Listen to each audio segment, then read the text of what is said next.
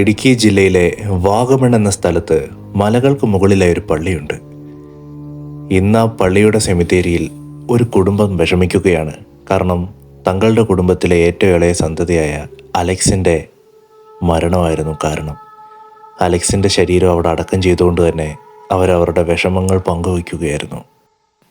പെട്ടെന്നാണ് തൊട്ടടുത്തുള്ള തേലക്കാട്ടിൽ നിന്നും കുറെ മുഖംമൂടി ധരിച്ച ആൾക്കാർ എന്തൊക്കെയോ മന്ത്രം ഉച്ചരിച്ചുകൊണ്ട് ആ ശവോടക്കിനെ തടസ്സപ്പെടുത്താനായി അങ്ങോട്ട് വരികയാണ്. അവർ വന്ന ഉടനെ തന്നെ ഒരു റിച്വൽ അവിടെ ചെയ്യാൻ തുടങ്ങി. അവരുടെ പക്കലുണ്ടായിരുന്ന ചോര ഒരു പാനീയത്തിലാക്കി അതുകൊണ്ട് അലക്സിൻ്റെ പെട്ടിയിൽ ഒരുപാട് രൂപങ്ങൾ വരച്ച് എന്തൊക്കെയോ മന്ത്രങ്ങൾ ഉരുവിട്ടുകൊണ്ടിരുന്നു. ആ റിച്വലിൻ്റെ അവസാനം അവർ സ്വയം വെടിവെച്ച് അവിടെ മരിച്ചു വീഴുകയും ചെയ്തു. ഇതെല്ലാം കണ്ട് അലക്സിൻ്റെ കുടുംബക്കാരും പള്ളിക്കാരും പേടിച്ച് വിറങ്ങലിച്ച് നിൽക്കുകയാണ്. അവർ മരിച്ച അടുത്ത നിമിഷം തന്നെ അലക്സിൻ്റെ പെട്ടിയിൽ ഒരു അനക്കം. പെട്ടെന്ന് ആ പെട്ടിയുടെ കതക് പൊട്ടിച്ചുകൊണ്ട് ഒരു കൈവെളി വരികയാണ്. അതെ, ചത്തുപോയ അലക്സ് ഇപ്പോൾ ജീവനോടെ തിരിച്ചു വന്നിരിക്കുകയാണ്. അവൻ തിരിച്ചു വന്ന ഉടനെ തന്നെ പെട്ടെന്ന് തൊട്ടടുത്തുള്ള ശവകുടീരത്തിലുള്ള ബാക്കി ശരീരങ്ങളെയും കൂടെ എഴുന്നേൽപ്പിക്കുവാൻ തുടങ്ങി. അലക്സിൻ്റെ ശരീരത്ത് കയറിയ ആ തീയ ശക്തി അവിടുള്ള ആത്മാക്കളില്ലാത്ത ആ ശരീരങ്ങൾക്കെല്ലാം ചെകുത്താൻ്റെ ആത്മാവിനെ കൊടുത്ത് ഒരു ആർമിയെ സംഘടിപ്പിക്കുകയാണ്. ആരെ എതിർക്കാൻ വേണ്ടിയായിരിക്കും? കഥ തുടങ്ങുന്നത് ഒരുപാട് വർഷങ്ങൾക്ക് മുമ്പാണ്. ശരിക്കും പറഞ്ഞാൽ സഹസ്രങ്ങൾക്ക് മുമ്പെന്ന് വേണം പറയാൻ. പാർവൻ എന്നൊരു ദൈവം നമ്മുടെ പ്രപഞ്ചത്തിൽ അലഞ്ഞുകൊണ്ടിരിക്കുകയായിരുന്നു. അദ്ദേഹത്തിന് സ്വന്തമായിട്ട് ഒരു യൂണിവേഴ്സ് വേണമെന്ന് ആഗ്രഹമുണ്ടായി. അതീവ ശക്തിശാലിയായ പാർവൻ തൻ്റെ സ്വന്തം മായാജാല ശക്തികൾ വെച്ച് ഒരു യൂണിവേഴ്സ് നിർമ്മിച്ചു.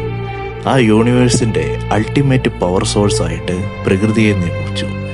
പ്രകൃതിയുടെ ബേസിക് ഫണ്ടമെൻ്റൽ എന്താണെന്ന് വെച്ചാൽ ഒരു വശത്ത് നല്ലതും മറുവശത്ത് തിന്മയും ഉണ്ടായിരിക്കണം. എങ്കിൽ മാത്രമേ അത് ബാലൻസ് ആയി പോകത്തുള്ളൂ.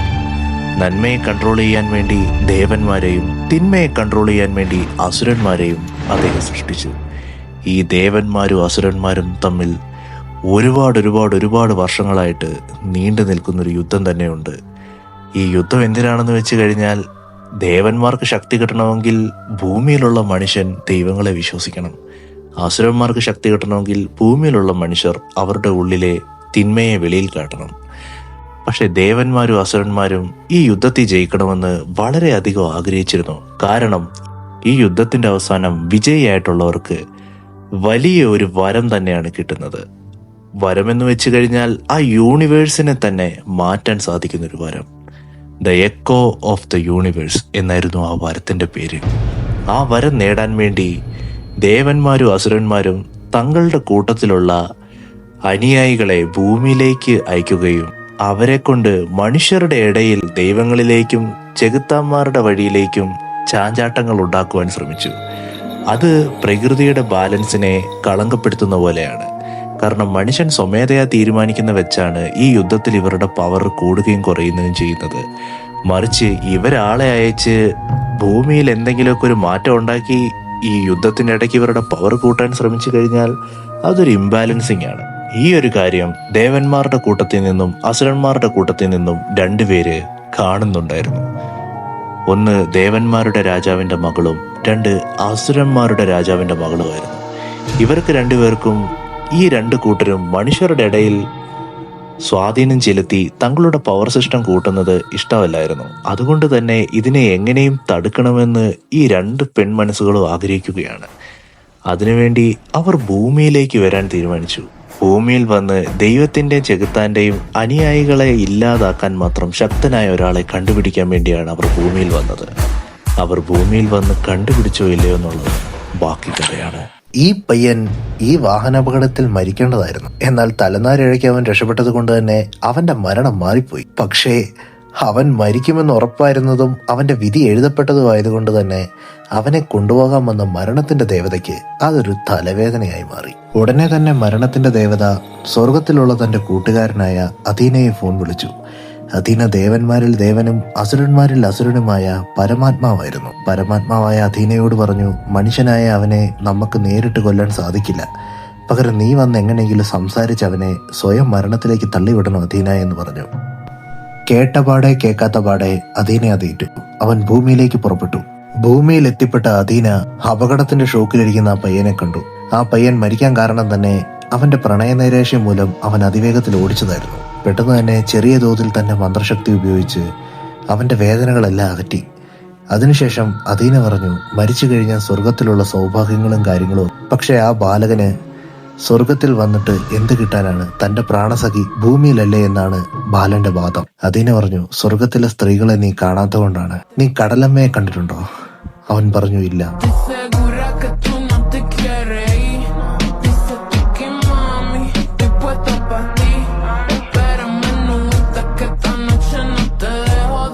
നീ സ്വർഗത്തിൽ വന്നാൽ കടലമ്മയെയും അതുപോലെ തന്നെ ആനമറുതയെയും കള്ളിയങ്കാട്ട് നീലിയെയും നിനക്ക് ഒരുപോലെ പ്രണയിക്കാൻ കിട്ടും എന്ന വാഗ്ദാനം കൊടുത്തു. അങ്ങനെ യക്ഷിയും പ്രേതത്തെയൊക്കെ കാണിച്ചിട്ട് ചാകാൻ മനസ്സിലാത്ത പയ്യനെ മനസ്സ് വരുത്തി സ്വർഗത്തിലേക്ക് പറഞ്ഞയച്ചതിനു ശേഷം അദീന മരണത്തെയും കൂട്ടി തിരിച്ച് സ്വർഗത്തിൽ പോകാൻ തുടങ്ങിയപ്പോഴാണ് അവൾ ആ കാര്യം പറഞ്ഞത്. നന്ദിയോടുള്ള ഒരു നന്ദനെയും കൂടെ നമുക്ക് കൊണ്ടുപോകേണ്ടതായിട്ടുണ്ട്. ആ പുള്ളിക്കാരി ഇപ്പോൾ തൂങ്ങി മരിച്ചിട്ടുണ്ടായിരിക്കും. ആ ആത്മാവിനെയും കൂടെ കൊണ്ടുപോകുകയാണെങ്കിൽ നമുക്ക് ഒരുമിച്ച് പോകാം. ശരി, ഒരാത്മാവും കൂടെ അല്ലേ ഉള്ളൂ എന്ന് കരുതി നന്ദിയോടുള്ള നന്ദനയുടെ ആത്മാവിനെ കളക്ട് ചെയ്യാൻ വേണ്ടി അവർ തിരുവനന്തപുരത്തേക്ക് പോയി. അവിടെ ചെന്നപ്പോഴാണ് അവർക്ക് വീണ്ടും ഒരു കാര്യം മനസ്സിലായത്. നന്ദന തൂങ്ങാൻ വേണ്ടി കയറിയ മരത്തിന്റെ ചില്ലയൊഴിഞ്ഞ് അവൾ മരിക്കാതെ തന്നെ നിലത്ത് കിടക്കുകയാണ്. എന്നാൽ അവളുടെ മരണവും സമയവും എഴുതപ്പെട്ടതായിരുന്നു. ആയതിനാൽ മരണത്തിന്റെ ദേവത വീണ്ടും അദീനയെ തന്നെ നോക്കി. എടാ, ഇവളെയും കൂടെ ഒന്ന് കൊന്നു താടാ, എന്റെ പൊന്നല്ലേ. എനിക്ക് പറ്റില്ല പറ്റില്ല പറ്റില്ല, ഇവളെയും കൂടെ കൊല്ലാൻ എനിക്ക് പറ്റില്ല. ആ ശരി, സമ്മതിച്ചു. അതിനുശേഷം അദീന ആ കുട്ടിയെ വിളിച്ചെഴുന്നേപ്പിച്ച് അവളുടെ മുറിവുകളെല്ലാം ഹീലാക്കിയതിനു ശേഷം സ്വർഗത്തിൽ ചെന്ന അവളുടെ സൗഭാഗ്യങ്ങളും കാര്യങ്ങളും പറഞ്ഞു. അപ്പോൾ അവൾ പറഞ്ഞു, സ്വർഗത്തിൽ പോയ എന്നെ ആര് സ്നേഹിക്കാനാണ്? അപ്പോഴാണ് അദീന പറയുന്നത്, സ്വർഗത്തിൽ ഒരു ഗന്ധർവൻ അലഞ്ഞു നടക്കുന്നുണ്ട്, അവന്റെ പ്രാണസഖിയെ തേടി. അവൻ നിന്നെ ഉറപ്പായി സ്നേഹിക്കും എന്ന് പറഞ്ഞ് ആ ഗന്ധർവനെ കാണിച്ചു കൊടുത്തു.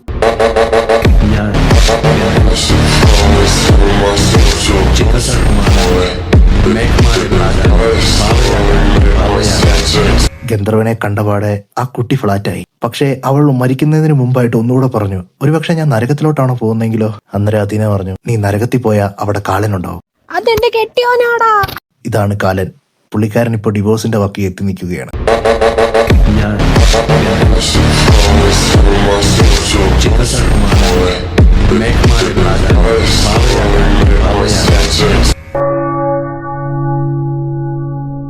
അങ്ങനെ സ്വർഗീയ ആശകളെല്ലാം കൊടുത്ത് മരണത്തിന്റെ ദേവതയും അദീനയും കൂടെ ആ പയ്യനെയും പെണ്ണിനെയും കൂടെ സ്വർഗത്തിലേക്ക് പറഞ്ഞു വിട്ടതിനു ശേഷം രണ്ടുപേരും ഇന്നത്തെ കാര്യങ്ങളൊക്കെ ഓർത്ത് ഒരുപാട് ചിരിച്ചു. ഇനി പ്രത്യേകിച്ച് ഭൂമിയിൽ വേറെ പണിയൊന്നും ഇല്ലാത്തത് കൊണ്ട് തന്നെ അവർ തിരിച്ച് സ്വർഗത്തിലേക്ക് മടങ്ങുവാനായി തുടങ്ങി. അപ്പോഴാണ് അദീന പെട്ടെന്നൊരു കാര്യം ശ്രദ്ധിക്കുന്നത്. അതിഭയങ്കരമായ ഒരു തേജസ്, ഒരു വലിയൊരു പവർ. അദീന അതെന്താണെന്ന് അറിയാൻ വേണ്ടി വളരെയധികം ആകാംക്ഷയോടെ അത് വീണ്ടും സെൻസ് ചെയ്തു. സംശയമില്ലാതെ പറയാം, ഇതൊരു ദൈവികമായ എനർജി തന്നെയാണ്. ഭൂമിയിൽ ആരാണ് ഇപ്പൊ ദൈവത്തെ സമൺ ചെയ്തത്? അദീന വളരെ സംശയത്തോടു കൂടി തന്നെ ആ ദൈവിക എനർജി വരുന്ന ദിക്കിലേക്ക് നോക്കി. തന്റെ പ്രിയ കൂട്ടുകാരിയായ മരണത്തെ സ്വർഗത്തിലേക്ക് പറഞ്ഞു വിട്ടതിനു ശേഷം അദീന ഒരു പോർട്ടൽ ക്രിയേറ്റ് ചെയ്ത് ആ എനർജി വരുന്ന സ്ഥലത്തേക്ക് പോയി. അവിടെ ചെന്ന് കഴിഞ്ഞപ്പോൾ അദീന ശരിക്കും ഞെട്ടിപ്പോയി. അവിടെ രണ്ട് കൊച്ചുകുട്ടികൾ പാന്താര ഗോഡിനെ സമൺ ചെയ്തിരിക്കുന്നു. ആ നിൽക്കുന്ന കരിമ്പുലി ഒരു സാധാരണ കരിമ്പുലി അല്ലെന്നും നടന്നതും നടന്നുകൊണ്ടിരിക്കുന്നതും നടക്കാൻ പോകുന്നതുമായ കാര്യങ്ങൾ അറിയാവുന്ന ഒരു വ്യക്തിയും മാത്രമല്ല, ചോദിക്കുന്ന എന്തും നമുക്ക് വരമായി തരാൻ സാധിക്കുന്ന അതിഭയങ്കര ശക്തിയുള്ള ഒരു മൃഗമാണെന്ന് അദീനയ്ക്ക് നന്നായിട്ട് അറിയായിരുന്നു. ആയതിനാൽ അദീന ഒളിഞ്ഞു നിന്ന് ആ കുട്ടികൾ എന്താണ് വിഷ് ചെയ്യുന്നതെന്ന് കേൾക്കുവാനായി ശ്രമിച്ചു. പക്ഷെ അവർ വിഷ് ചെയ്ത് എന്താണെന്ന് അദീനയ്ക്ക് എത്ര കാതു കൂർപ്പിച്ചിട്ടും കേൾക്കാൻ കഴിഞ്ഞില്ല. കുറച്ചു നേരം കഴിഞ്ഞൊരു വലിയ പ്രകാശം വന്ന് അദീനയുടെ കണ്ണു മറച്ചു. പിന്നെ അദീന കണ്ണു തുറന്നു നോക്കുമ്പോൾ ആ പെൺകുട്ടിയെ അവിടെ കാണാനില്ല, പാന്താര ഗോഡിനെ അവിടെ കാണാനില്ല. ആ പയ്യനാണെങ്കിൽ അവിടെ മയങ്ങി വീഴുകയും ചെയ്തു. അദീന ഓടിച്ചെന്ന് ആ പയ്യനെ എഴുന്നേൽപ്പിക്കുവാനായി ശ്രമിച്ചു. പക്ഷെ അവനെ എഴുന്നേൽപ്പിക്കാൻ സാധിക്കുന്നില്ല. അപ്പോഴാണ് അദീനയ്ക്ക് മനസ്സിലായേ, ഇവനിപ്പോൾ അവന്റെ മനസ്സിന്റെ ഉള്ളിൽ തന്നെ ഒരു വലിയ ജയിലിന്റെ ഉള്ളിൽ കുടുങ്ങിക്കിടക്കുകയാണെന്ന് അദീനയ്ക്ക് അപ്പോൾ മനസ്സിലായി. അദീന തന്റെ മന്ത്രശക്തി ഉപയോഗിച്ച് അവന്റെ മനസ്സിനുള്ളിൽ പോയി. അവിടെ ചെന്നപ്പോൾ കാണുന്നത് ആ കൊച്ചു പയ്യൻ ഒരു റോസാപ്പൂവിനോട് സംസാരിക്കുന്നതാണ്. ആ കൊച്ചു പയ്യന്റെ മനസ്സ് ഒരു ഗുഹ പോലെയായിരുന്നു. ആ ഗുഹയ്ക്കകത്ത് ആ പയ്യനും ആ റോസാപ്പൂവും മാത്രമായിരുന്നു. ആ റോസാപ്പൂവിനോട് ആ പയ്യൻ കരഞ്ഞു പറയുകയാണ്, എന്നെ ഇട്ടേച്ച് നീ പോകരുതേ പോകരുതേ എന്ന്. എന്നിട്ട് ആ പയ്യൻ മയങ്ങി വീണു. ആ പയ്യൻ കണ്ണു തുറന്ന് നോക്കിയപ്പോൾ ആ റോസാപ്പൂ വാടി തളർന്ന് നശിച്ചിട്ടുണ്ടായിരുന്നു. അപ്പത്തേക്കും ആ പയ്യന് ഭയങ്കര സങ്കടമായി പൊട്ടിക്കരയാൻ തുടങ്ങി. ഇനി എന്നെ ദൈവത്തിന് മാത്രമേ ഇവിടുന്ന് രക്ഷപ്പെടുത്താൻ സാധിക്കുകയുള്ളൂ എന്ന് പറഞ്ഞപ്പോൾ അദീന അവന്റെ മുന്നിൽ ചെന്ന് നിന്നു. നീ കാത്തിരുന്ന ആ ദൈവം ഞാനാണെന്ന് പറഞ്ഞു അദീന അവനെ അവന്റെ മനസ്സിന്റെ ജയിലിൽ നിന്നും മോചിതനാക്കി. എന്നിട്ട് തിരികെ ഭൂലോകത്ത് വന്ന് അവന്റെ ശരീരം എടുത്ത് ദേവലോകത്തേക്ക് പോയി. ദേവന്മാർ കിടക്കുന്ന മെത്തയിൽ, ആ മെത്തയിൽ കിടന്ന എത്ര വലിയ രോഗവും എത്ര വലിയ വിഷമവും മാറി. അതിൽ കിടത്തി അതിനെ തിരിച്ചു നടന്നു വന്നു. അവന്റെ ഫോൺ ശബ്ദിച്ചു. ഫോൺ ശബ്ദിച്ചപ്പോൾ തന്നെ അവൻ എടുത്തു നോക്കി. അതൊരു കോൺഫറൻസ് കോൾ ആയിരുന്നു. ആ കോളിന്റെ അങ്ങേയറ്റത്തുള്ള രണ്ടുപേർ ആരൊക്കെയാണെന്ന് അതെനിക്ക് നന്നായിട്ട് അറിയായിരുന്നു. പട്ടി നാറി, നിന്റെ അടുത്ത് ഞാൻ എന്തോ ഉണ്ടാക്കാൻ വന്നു. മേലാൽ വിളിക്കരുത്, പകലൊക്കെ വിളിക്കുന്നത് അന്തസ്സുണ്ടല്ലോടാ. ഞാൻ നിന്റെ വീട്ടിനകത്ത് വന്നോ? അന്തസ് വേണടാ മനുഷ്യനായി കഴിഞ്ഞാൽ. ഞാനൊക്കെ ഇത്രയും പ്രായമുള്ള ഒരാളല്ലേ. നിന്റെ കുടുംബത്ത് കയറി വന്നോ? ഇല്ലല്ലോ. വിളിക്കുമ്പോഴത്തേക്ക് അതിനൊക്കെ ഒരു മാന്യത വേണോടാ. പുലയാടി മോനെ. ഒരു വിധത്തിൽ അവരെ പറഞ്ഞ് എങ്ങനെയൊക്കെയോ സമാധാനിപ്പിച്ചതിന് ശേഷം അതിനെ തൊട്ടടുത്തുള്ള അഥർവ വനത്തിലേക്ക് പോയി. ഈ അഥർവ വനത്തിലാണ് ആ കരിമ്പുലി ദേവൻ ഉള്ളതെന്ന് അദീനയ്ക്ക് നന്നായിട്ട് അറിയാം. അദീനെ അവിടെ ചെന്നപ്പോൾ കാണുന്നത് ആ കരിമ്പുലി ദേവൻ ഒരു മാംസം തിന്നുകൊണ്ടിരിക്കുന്നതാണ്. അദീനയെ കണ്ടപാടെ കരിമ്പുലി ദേവൻ ചോദിച്ചു, നീ ആ പയ്യനെ ഇവിടെ കൊണ്ടുവന്നു അല്ലേ എന്ന് പറഞ്ഞു. ആ കുട്ടികൾ എന്താണ് വിഷ് ചെയ്തതെന്നുള്ളത് ഞാൻ ഒരിക്കലും നിന്നോട് പറയാൻ പോകുന്നില്ല. പക്ഷെ ഒരു കാര്യം നീ ഓർത്തുകൊള്ളുക അദീന, അവരുടെ വിഷ് എങ്ങനെ പോയാലും അത് ദേവാസുര യുദ്ധം നിന്നാൽ മാത്രമേ നടക്കുകയുള്ളൂ. ഉടനെ അദീനയ്ക്ക് അത്ഭുതമായി. ദേവാസുര യുദ്ധം എങ്ങനെ നിൽക്കാനാണ്? ദേവാസുര യുദ്ധം നിൽക്കണമെങ്കിൽ അതിന് അദീന മരിക്കണം. കാരണം അദീനയെയും അവന്റെ കൂട്ടുകാരെയാണ് ദേവാസുര യുദ്ധത്തിന്റെ കാവലാളികളായി നിയമിച്ചിരിക്കുന്നത്. മാത്രമല്ല അദീന ഒരു ചിരഞ്ജീവിയാണ്. മരണമില്ലാത്ത അദീനയെ എങ്ങനെ കൊല്ലാനാണ്? ഉടനെ പാന്തര ദൈവം പറഞ്ഞു, ദേവന്മാരിൽ ദേവനും അസുരന്മാരിൽ അസുരനുമായ പരമാത്മാവായ നിന്നെ കൊല്ലാൻ നിനക്ക് മാത്രമേ കഴിയുള്ളൂ അദീന. പക്ഷെ നിന്നെ നിന്റെ മരണത്തിലേക്ക് സ്വയം എത്തിക്കുന്ന ഒരുത്തൻ ഭൂമിയിൽ നിന്ന് ഉടൻ തന്നെ വരും.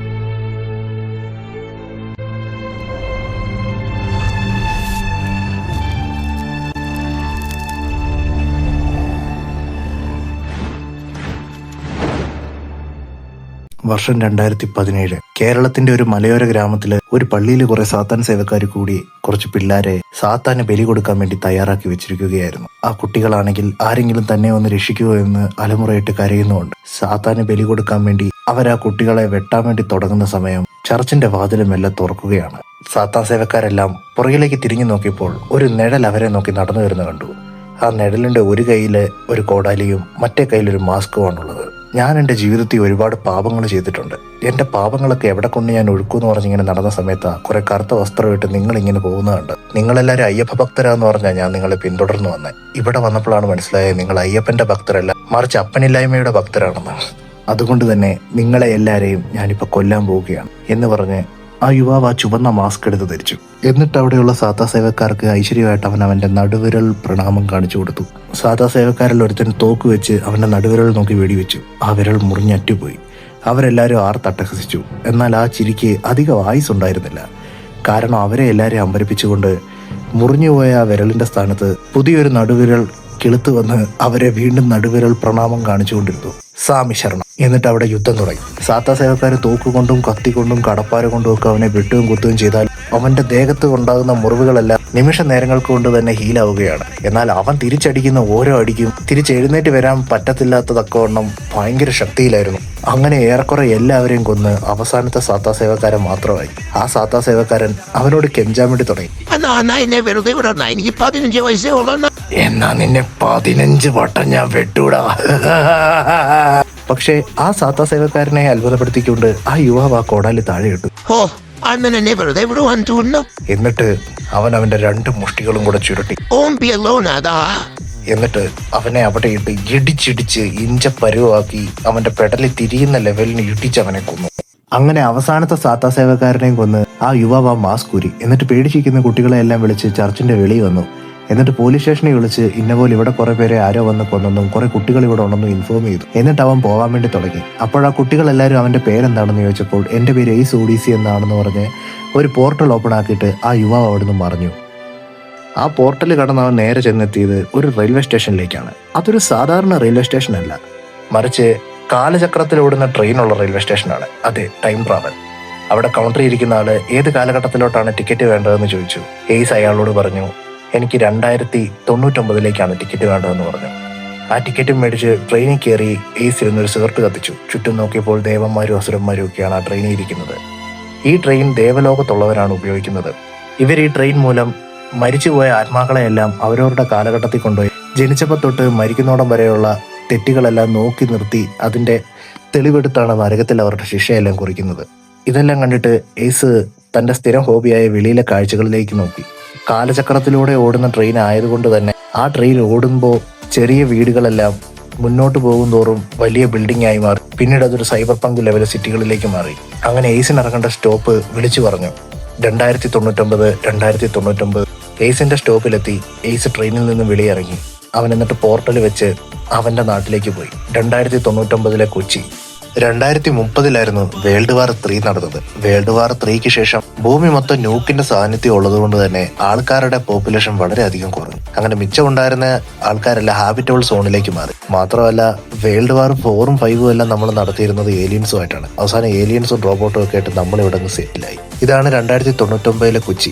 ഇവിടെ പള്ളിയിൽ സുവിശേഷം പറയുന്നത് തൊട്ട് കടയിൽ പുറത്തടിക്കുന്നതും വരെ റോബോട്ടും ഏലിയൻസുമാണ്. എയ്സ് രക്ഷപ്പെടുത്തിയ പിള്ളേരെ പോലീസുകാർ ഭദ്രമായി കൊണ്ടുപോയി. എന്നിട്ട് അവിടെ കിടക്കുന്ന ശവങ്ങളെല്ലാരും അവർ എക്സാമിൻ ചെയ്തുകൊണ്ടിരിക്കുന്ന സമയത്ത് പെട്ടെന്ന് സമയം അവിടെ ഫ്രീസായി. പെട്ടെന്ന് തന്നെ ചുറ്റിൽ നിന്നും ഒരുപാട് പ്രേതങ്ങൾ അവിടെ കൂടുകയാണ്. പ്രേതങ്ങൾ എന്ന് പറയുമ്പോൾ ഈ ഭൂമി മലയാളത്തിലുള്ള എല്ലാ പ്രേതങ്ങളും ഉണ്ട്. ലാലൊറേനായും ഹച്ചിസ കുസാമയും തൊട്ട് ആനമർദ്ദയും ചുടരേക്ഷയും വരെ ഉണ്ട്. എന്തിനേറെ പറയുന്നു, അനബല്ല വരെ ഉണ്ടായിരുന്നു ആ കൂട്ടത്തിൽ. എന്തിനാണ് ഈ ലോകത്തുള്ള എല്ലാ ഫീമെയിൽ ഗോസ്റ്റുകളും ഇവിടെ കൂടിയിരിക്കുന്നത്? കാരണം അവരെ സമൻ ചെയ്തിരിക്കുന്നത് സാധാരണയാളല്ല, ഗോസ്റ്റുകളുടെ എല്ലാ റാണി എന്നറിയപ്പെടുന്ന കള്ളിയങ്കാട്ട് നീലിയ. എന്തിനാ വിളിപ്പിച്ചതെന്നോ ഏതിനാ വിളിപ്പിച്ചതെന്നോ നീലി പറഞ്ഞു തുടങ്ങുന്നതിന് മുമ്പായിട്ട് തന്നെ ആനമർദ്ദ ചാടി ഇടയ്ക്ക് കയറി.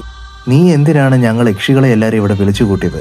ഞങ്ങൾ നിന്നിൽ നിന്നും ഏത് വിധത്തിലാണ് കുറഞ്ഞിരിക്കുന്നത്? നീയും ഞങ്ങളെപ്പോലെ ഒരു സാധാരണ യക്ഷിയല്ലായിരുന്നോ? ഒന്നുമില്ലെങ്കിലും നീ ആ കടമറ്റത്ത് കത്തനാറുടെ കൈ കൊണ്ട് തീർന്നതല്ലേ നീലി? നിന്നെ അയാൾ തളച്ചപ്പോ നീ ഒന്നുമല്ലാതായി പോയതാ. നിന്നെ ആ അധീന വന്ന് രക്ഷിച്ച് സ്വർഗത്തിൽ കൊണ്ടുപോയി ശക്തികളൊന്നും തന്നില്ലായിരുന്നെങ്കിൽ നീ വെറും ചരിത്രമായി പോയേനെ എന്ന് പറഞ്ഞ് ആനമർദ്ദ ഭയങ്കരമായിട്ട് അട്ടഹസിക്കാൻ തുടങ്ങി. അവിടെ ഒരു മുട്ടുസൂചി നിലത്ത് വീണ കേൾക്കാൻ പാകത്തിന് ഭയങ്കര സൈലൻസ്. അടുത്ത് എന്താണ് ഇനി നടക്കാൻ പോകുന്നതെന്ന് ആർക്കും നീലിയുടെ മുഖം കണ്ടിട്ട് മനസ്സിലാകുന്നില്ല. കാരണം നീലിയുടെ മുഖം വളരെയധികം ശാന്തതയായിരുന്നു. അതാണ് അവിടെയുള്ള എല്ലാവരെയും പേടിപ്പെടുത്തിയതും. നീലിയുടെ കൈ ഉയർത്തി അവളുടെ വിരലുകൾ കൊണ്ട്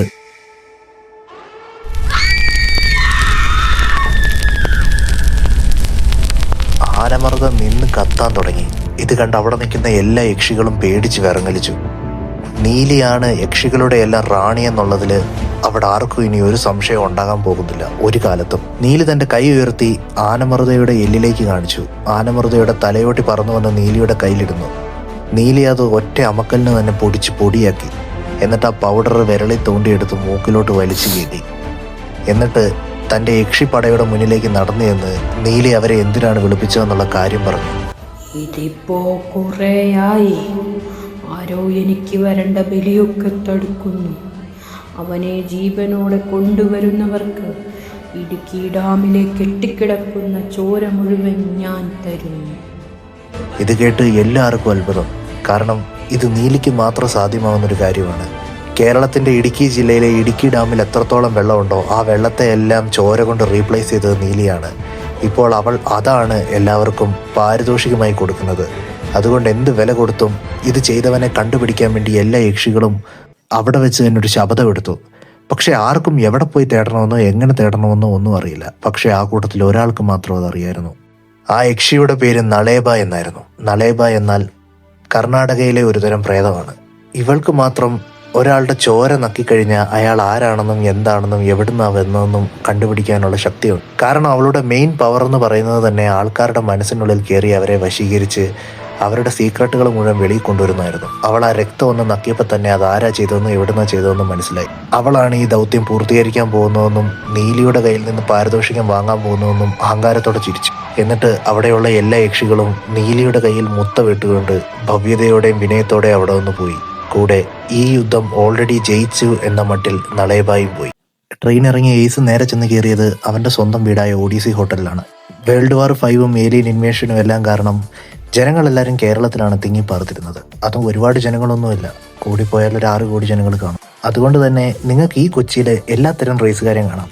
ആഫ്രിക്കക്കാരെയും അമേരിക്കക്കാരെയും ഇന്ത്യക്കാരെയും അതുപോലെ തന്നെ ഏലിയൻസിനെയും റോബോട്ടിനെയും എല്ലാം കാണാൻ കഴിയും. ഇങ്ങനെയുള്ള ഈ സൈബർ പങ്ക് കൊച്ചിയിലെ ഒഡീസി ഹോട്ടൽ എന്നറിയപ്പെടുന്ന ഒരു റെസ്റ്റോറൻറ്റിലെ ഒരു അപ്പൂപ്പനാണ് എയ്സിനെ ദത്തെടുത്തത്. എയ്സിനെ മാത്രമല്ല, ഏറ്റവും മൂത്തവനായ ലിയോ ഒരു തമിഴ്ക്കാരൻ, അവന്റെ രണ്ടാമത് മാർക്കോ ഒരു ആഫ്രിക്കക്കാരനാണ്, മൂന്നാമത് എയ്സിനെയാണ് ദത്തെടുത്തത്. എയ്സ് ഒരു റഷ്യക്കാരനാണ്. നാലാമത്തെ ദത്തുപുത്രന്റെ പേര് ഡ്യൂക്ക് എന്നാണ്, അവനൊരു അമേരിക്കക്കാരനാണ്. ഏറ്റവും ലാസ്റ്റായിട്ട് ദത്തെടുത്തത് വെറും 15 വയസ്സുള്ള കെൻഡറോനെയാണ്, അവനൊരു ജപ്പാൻകാരനാണ്. ഈ 5 സഹോദരന്മാരും ഒഡീസി അപ്പൂപ്പനും കൂടെ നടത്തുന്നതാണ് ഒഡീസി ഹോട്ടൽ. ഈ ഒഡീസി ഹോട്ടലിനൊരു പ്രത്യേകതയുണ്ട്.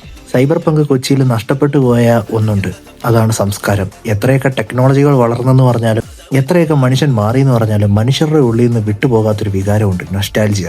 ഈ സിന്തറ്റിക് ആയിട്ടുള്ള ഈ വേൾഡിൽ ഒത്തന്റിക് ആയിട്ടുള്ള പഴയ എസ്തറ്റിക് കൾച്ചർ ഫോളോ ചെയ്യുന്ന ഒരേ ഒരു ഹോട്ടലാണ് ഒഡീസി ഹോട്ടൽ.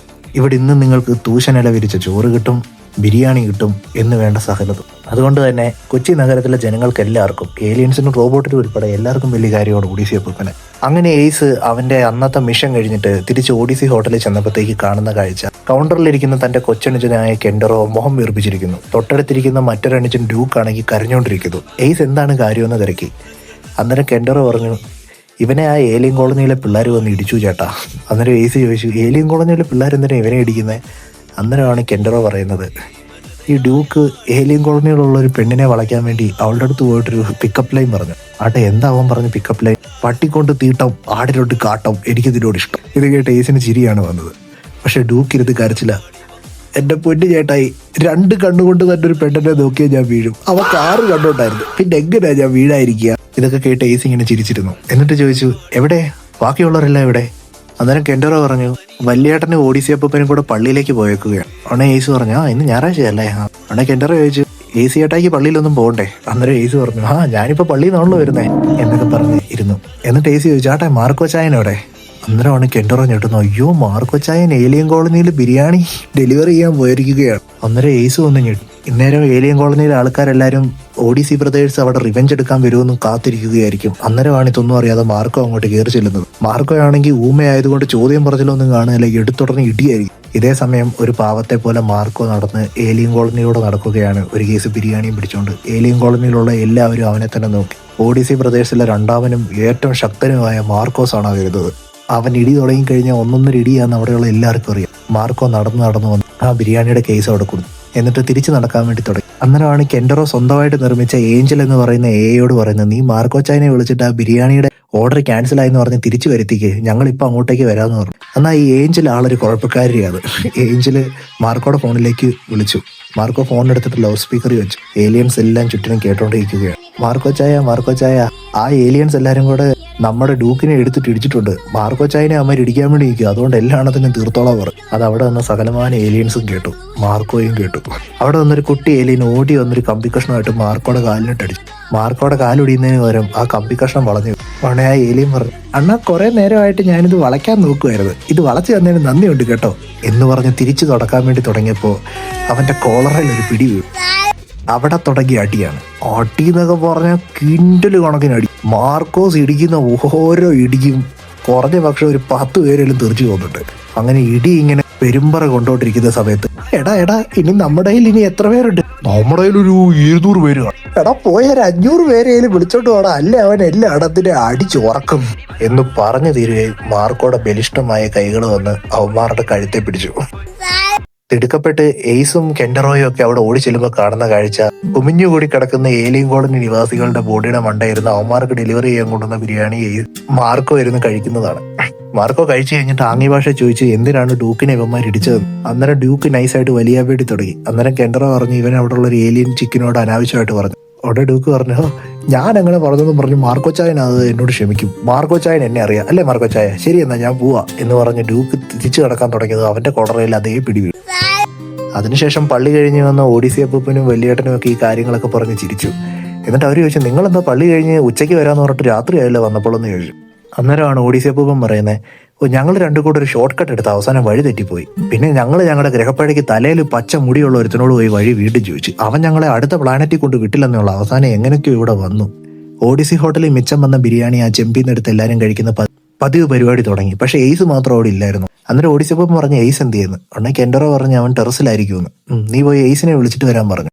ഇതേ സമയം എയ്സ് ടെറസിലിരുന്ന് കൊച്ചി നഗരമൊക്കെ നോക്കി ഒരു സിഗരറ്റ് ഇങ്ങനെ കത്തിക്കുകയായിരുന്നു. പെട്ടെന്നാണ് ഒരു ശബ്ദം കേട്ടത്. ആ ശബ്ദത്തിന്റെ ഉടമയെ എയ്സിന് കണ്ടപാടെ മനസ്സിലായി അതൊരു സാധാരണ സ്ത്രീയല്ല, അതൊരു അസാധാരണമായ ഒരു ശക്തിയാണെന്ന്. അപ്പോൾ തന്നെ എയ്സ് ചോദിച്ചു, എന്താ നിനക്ക് വേണ്ടേ, എന്തിനാ നീ ഇവിടെ വന്നേന്ന്? അപ്പോൾ ആ സ്ത്രീ പറഞ്ഞു, ഞാൻ എൻ്റെ പാരിതോഷികം തേടിയാണ് വന്നത്, നീയാണ് എൻ്റെ പാരിതോഷികം എന്ന് പറഞ്ഞു. അന്നേരം എയ്സ് പറഞ്ഞു, ഒരു കാര്യം ചെയ്യ്, നമുക്കിവിടെ നിന്ന് ഫൈറ്റ് ചെയ്യേണ്ട, നമുക്ക് വേറെ എവിടെയെങ്കിലും പോയി ഫൈറ്റ് ചെയ്യാന്ന് പറഞ്ഞു. യക്ഷിക്ക് സമ്മതം. അവർ രണ്ടുപേരും കൊച്ചി നഗരത്തിന്റെ സൈബർ പങ്ക് തെരുവിലൂടെ നടന്നു ഒരു ഇടവഴിയിലേക്ക് ചെന്നു. ആ ഇടവഴി ചെന്നവാടെ നളേബ പ്രേതം എന്ത് ചിന്തിച്ചു എന്നറിയത്തില്ല, അവൾ പെട്ടെന്ന് തിരിഞ്ഞ് എയ്സിനെ ഉമ്മ വെച്ചു. എയ്സും മതിമറന്ന് അഗാധമായി അവർ ചുംബിച്ചു. എന്നിട്ട് നളേബ മനസ്സിൽ പറഞ്ഞു, അവനിപ്പോ എന്റെ ചുംബനത്തിലും വശീകരണത്തിലും മയങ്ങിയിരിക്കുകയാണ്, ഇപ്പൊ അവനെ കൊല്ലാമെന്ന് പറഞ്ഞ് കണ്ണു തുറന്ന് എയ്സിനെ നോക്കുമ്പോൾ എയ്സിന്റെ കണ്ണുകൾ അവളെ തന്നെ തുറിച്ചു നോക്കുകയാണ് ആ ചുംബനത്തിലും. പെട്ടെന്ന് അവൾ അവളുടെ കയ്യിൽ നിന്നും അവളുടെ നഖങ്ങൾ കൂർപ്പിച്ചു. എയ്സ് അവന്റെ പുറകിൽ കരുതിയിരുന്ന കോടാലിയിടും. അങ്ങനെ അവർ തമ്മിലുള്ള യുദ്ധം തുടങ്ങി ഏതാനും നിമിഷങ്ങൾ കൊണ്ട് തന്നെ നളേബായുടെ ഇടി താങ്ങാൻ പറ്റാതെ എയ്സ് ഭിത്തിയിൽ പോയിരുന്നു. അപ്പോൾ നളേബ അവന്റെ മാനുഷികമായ ശക്തി കണ്ട് പുച്ഛഭാവത്തോടെ അട്ടഹസിച്ച് ചിരിച്ചു. അന്നേരമാണ് എയ്സ് അവന്റെ ഡീമൻ മാസ്ക് വെളിയെടുക്കുന്നത്. ഉടനെ നളേബ ആലോചിച്ചു, വെറും ഒരു മാസ്ക് വെച്ചാ ഇവൻ എങ്ങനാണ് എന്നെ തോപ്പിക്കാൻ സാധിക്കുക? എന്നാ കാര്യങ്ങളൊക്കെ മാറി മറിഞ്ഞു. കാരണം എയ്സ് ആ മാസ്ക് വെച്ച അടുത്ത നിമിഷം നളേബായുടെ പിന്നിൽ അവൻ പോയി നിന്നു. എന്നിട്ട് നളേബായുടെ ചെപ്പക്കുറ്റി തീർത്ത് ഒറ്റ അടി വെച്ചു കൊടുത്തു. നളേബ അടിച്ചപ്പോൾ എയ്സ് പോയി ഒരു ഭിത്തി തകർത്തുകൊണ്ടാണ് വീണതെങ്കിൽ എയ്സ് അടിച്ച ഒരു അടിക്ക് നളേബ 7 ഭിത്തികൾ തകർത്താണ് അപ്പുറം പോയി വീണത്. അതോടുകൂടി അവൾക്കൊരു കാര്യം മനസ്സിലായി. ഇനി കയ്യൂക്കിന്റെ ബലം ഇവന്റെ അടുത്ത് നടക്കില്ലെന്നാ തോന്നുന്നേ. സാരമില്ല, ഞാനിപ്പോ എന്റെ മന്ത്രവാദം ആക്ടിവേറ്റ് ചെയ്യാൻ പോകുക. അതിലെന്തായാലും ഇവൻ അടിപതറും. മന്ത്രവാദം അവൾ അവളുടെ പവർ ആക്ടിവേറ്റ് ചെയ്ത അടുത്ത നിമിഷം തൊട്ട് എയ്സ് അവളുടെ ദേഹത്തടിക്കുന്ന ഒരടി പോലും അവളുടെ ദേഹത്ത് കൊള്ളുന്നില്ല. ഒരുതരം മഞ്ഞിനെയോ വായുവിനെയോ അടിക്കുന്ന പോലെ അവളുടെ മുഖത്തോട്ടടിക്കുന്ന പഞ്ചുകളെല്ലാം അവളുടെ മുഖം കഴിഞ്ഞും പോകുന്നുണ്ട്. ദേഹമൊക്കെ വെട്ടാൻ നോക്കുമ്പോൾ കോടാലി അവളുടെ ദേഹത്തോടെ കയറി ഇറങ്ങുന്നുണ്ട്. പക്ഷെ അവൾക്കൊരു കുഴപ്പവുമില്ല. എന്നാൽ അവൾ തിരിച്ചടിക്കുന്ന എല്ലാ അടിയും എയ്സിന്റെ ദേഹത്ത് ഫിസിക്കലി കണക്റ്റ് ആകുന്നുണ്ട്. ഇങ്ങനെ തന്നെ യുദ്ധം മുന്നോട്ട് പോവുകയാണ്. 1 മണിക്കൂർ സമയമെടുത്ത് എയ്സ് അവളെ എങ്ങനെയൊക്കെയോ അടിക്കാൻ നോക്കിയാലും ഒരടി പോലും അവളുടെ ദേഹത്ത് കൊള്ളുന്നില്ല. എന്നാൽ അവൾ തിരിച്ചടിക്കുന്ന ഓരോ അടിയും എയ്സിനെ ഭയങ്കരമായിട്ട് ഡാമേജ് ആക്കി. അങ്ങനെ അവസാനം അവളെ എയ്സിന്റെ മുഖം മൂടി തീർന്നൊരു ഇടിയിടിച്ചു. എയ്സിന്റെ മാസ്ക് ക്രാക്കഡായി അവൻ നിലത്ത് ബോധം കെട്ടു വീണു. ഉടനെ നളേബ അവനെ പിടിച്ച് വലിച്ചഴച്ചുകൊണ്ട് നടന്നു. നീലിയുടെ പാരിതോഷികം തനിക്കാണെന്നുള്ള സന്തോഷത്തെ അവൾ പോയി. പക്ഷേ ബോധം വന്ന എയ്സ് അവളെ തള്ളിയിട്ടിട്ട് അവളുടെ മുഖത്തോട്ടൊരു തുപ്പ് വെച്ച് കൊടുത്തു. അന്നേരം അതുവരെയുള്ള പാരിതോഷികവും കാര്യങ്ങളും എല്ലാം മറന്ന് എയ്സിനോട് അതിയായ ദേഷ്യം തോന്നിയ നളേബ അവനെ ഒറ്റയടിക്ക് കൊല്ലാൻ വേണ്ടി അവന്റെ മുഖത്തിന്റെ നേരെ പഞ്ച് ചെയ്യാൻ വേണ്ടി വന്നു. ചാകുവാണോ ചാകട്ടെ, പക്ഷെ അഭിമാനം പണയം വെച്ചിട്ടൊരു കാര്യമില്ലെന്ന് പറഞ്ഞ് എയ്സും അവിടെ പതറാതെ തന്നെ നിന്നു. നളേബായുടെ പഞ്ച് എയ്സിന്റെ മുഖത്ത് കൊണ്ടില്ല എന്ന് നിന്ന ആ സമയത്താണ് പെട്ടെന്ന് ചുറ്റുമുള്ളതെല്ലാം നിശബ്ദമായി. ചുറ്റുമുള്ളതെല്ലാം ചലനമറ്റതായി. സമയം തന്നെ അവിടെ ഫ്രീസായി. പെട്ടെന്ന് എയ്സിന്റെ മുന്നിൽ കുറെ ആടുകൾ പ്രത്യക്ഷപ്പെടുകയാണ്. അതും സാധാരണ ആടുകളല്ല, വളരെ ഭീമാകാരമായ രാക്ഷസ രൂപമുള്ള ആടുകൾ. കൂട്ടത്തിൽ വലിയൊരു ആടിന്റെ തലയുള്ള ഒരു രാക്ഷസനും. ആ രാക്ഷസൻ എയ്സ് വെച്ചിരിക്കുന്ന മാസ്കിന്റെ ഉള്ളിൽ ജീവിക്കുന്ന സ്പിരിറ്റാണ്. ആ രാക്ഷസൻ എയ്സിനോടായി പറഞ്ഞു, കഴിവരുടെ മോള്, അവൾക്ക് എത്ര ധൈര്യമുണ്ടെങ്കിൽ ഈ മാസ്കിനിട്ട് പഞ്ച് ചെയ്യും. അവളെ എതിർക്കണം. അവളിപ്പോ ഉപയോഗിക്കുന്ന ശക്തി മന്ത്രവാദമാണ്. മന്ത്രവാദത്തിന്റെ കൗണ്ടർ ഇന്ദ്രജാലമാണ്. ഇന്ദ്രജാലം ഉപയോഗിക്കാൻ അത് ഉപയോഗിക്കുന്ന ആളുടെ കൂടെ ഒരു ഡീമനോ അല്ലെങ്കിൽ ഒരു ഏഞ്ചലോ വേണം. നിന്റെ കൂടെ ഡീമനായിട്ട് ഞാനുണ്ട്. വാ, നമുക്കൊരു കോൺട്രാക്ട് സൈൻ ചെയ്യാം. എന്നിട്ട് ഈ കഴിവരുടെ മോളെ വലിച്ചു കീറാം. ഇത്രയും പറഞ്ഞുകൊണ്ട് എയ്സും ആ ഡീമനും കൂടെ ഒന്നായിട്ട് ഫ്യൂസായി. എന്നിട്ട് അവരവരുടെ സോളിനെ ഒന്നായിട്ട് ഫോക്കസ് ചെയ്ത് ഇന്ദ്രജാലത്തെ ആക്ടിവേറ്റ് ചെയ്തു. ഇന്ദ്രജാലം, ചേതാതത്വം. നളേബ ഇതൊന്നും അറിയാതെ എയ്സിനെ പഞ്ച് ചെയ്യാൻ വേണ്ടി അവളുടെ കൈ അങ്ങോട്ട് കൊണ്ടുപോവുകയാണ്. പെട്ടെന്നാണ് ആ സംഭവം ഉണ്ടായത്. നളേബയുടെ കൈ വെട്ടി എറിഞ്ഞിരിക്കുന്നു എയ്സ്. നളേബ അത്ഭുതപ്പെട്ടു പോയി. ഒരു തരത്തിലുള്ള അറ്റാക്കും നളേബയുടെ മേലെ ഫലിക്കത്തില്ലാത്തതാണ്. കാരണം അവളൊരു മഞ്ഞ് പോലെയാണ്. അവളുടെ ദേഹത്ത് വെട്ടുന്ന ഓരോ വെട്ടും അവളെ കടന്നു പോകുന്നതല്ലാതെ അവളെ മുറിവേൽപ്പിക്കില്ല. പക്ഷെ ഇതെങ്ങനെയാണ് സാധ്യമായത്? കാരണം എയ്സ് ഇപ്പോൾ ഉപയോഗിക്കുന്ന സാധാരണ കോടാലിയല്ല, അതൊരു ദൈവികമായ ആയുധമാണ്. അതിന്റെ ഫലമായിട്ടാണ് നളേബയുടെ കൈ ഇപ്പോൾ മുറിഞ്ഞത്. മാത്രമല്ല, എയ്സിന് ഇപ്പൊ നളേബനെ തൊടാനും പറ്റുന്നുണ്ട്. പോയിസം കിട്ടിയാൽ തന്നെ പായസം പോലെ കുടിക്കും. പായസം തന്നെ കിട്ടുമ്പോൾ അടങ്ങിയിരിക്കുവോ? അവളെ അടിച്ച് അടിയിൽ അവൾ അവളുടെ അമ്മേനെ വിളിച്ചിട്ടുണ്ടാവും. ഇടി എന്നൊക്കെ പറഞ്ഞു കഴിഞ്ഞാൽ അവള് കുടിച്ച ചോര വെളി വരുന്ന ഇടിയുടെ അവസാനം നളേബ എയ്സിന്റെ മുന്നിൽ മുട്ടുകുത്തി അങ്ങിരുന്നു. എന്നിട്ട് അവൾ എയ്സിനോട് പറഞ്ഞു, എന്തായാലും നീ എന്നെ കൊല്ലാൻ പോവാ, എന്റെ അവസാനത്തെ ആഗ്രഹം സാധിച്ചു തരുമോന്ന് ചോദിച്ചു. ഉടനെ എയ്സ് ചോദിച്ചു, എന്താണ് നിന്റെ അവസാനത്തെ ആഗ്രഹമെന്ന്. അന്നേരം അവള് പറഞ്ഞു, എനിക്ക് ചാകുന്നതിന് മുമ്പ് ഇത്ര സുന്ദരനായി നിന്നെ ഒന്നുകൂടെ ഉമ്മ വെച്ചാൽ കൊള്ളാമെന്നു. ഉടനെ എയ്സ് പറഞ്ഞു, ശരി, നിന്റെ ആഗ്രഹം അങ്ങനെ ആട്ടെ എന്ന് പറഞ്ഞ് കണ്ണടയ്ക്കാൻ പറഞ്ഞു. ഉടനെ അവൾ കണ്ണടച്ചിട്ട് മനസ്സിൽ ആലോചിച്ചു, ഈ ആണുങ്ങളെല്ലാം കണക്കാണ്. അവനിപ്പോൾ എന്നെ ഉമ്മ വെക്കാൻ വേണ്ടി വരുമ്പോഴത്തേക്ക് ഞാൻ എൻ്റെ നഖങ്ങൾ ഉപയോഗിച്ച് അവൻ്റെ കുരവള്ളി കഴുത്തറുത്ത് അവനെ കൊല്ലും. നീലിയിലെടുത്ത് ശവമായിട്ടാണെങ്കിലും ഇവനെ ഞാൻ എത്തിക്കും. പാരിതോഷികം എനിക്കിപ്പോൾ വേണ്ട, ഈ നാറിയെ കൊന്നാ മതി എന്നാണ്. പക്ഷേ അവളുടെ കണക്കൂട്ടലുകളെല്ലാം തെറ്റിച്ചുകൊണ്ട് എയ്സ് അവൾക്ക് കൊടുക്കാൻ വെച്ചത് ഉമ്മയല്ലായിരുന്നു, പകരം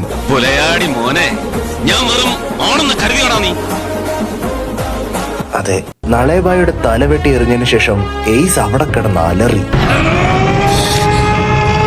അലറിക്കഴിഞ്ഞിട്ട് അവൻ ദേഷ്യം വന്നിട്ട് ആ തലയെടുത്ത് ഒറ്റ ഏറെറിഞ്ഞു. ആ തല സൈബർ പങ്ക് കൊച്ചിയെയും താണ്ടി തൊട്ടടുത്തുള്ള കായലിൽ പോയി ചെന്ന് വീണ് അതവിടെ താങ്ങുക. എന്നിട്ട് സ്വസ്ഥമായിട്ടൊരു സിഗരറ്റ് വലിക്കാമെന്ന് കരുതി അവിടെ ഇരുന്നപ്പോഴാണ് ഇരുട്ടിന്റെ മറവിൽ നിന്നും ഒരാൾ വെളി വരുന്നത്.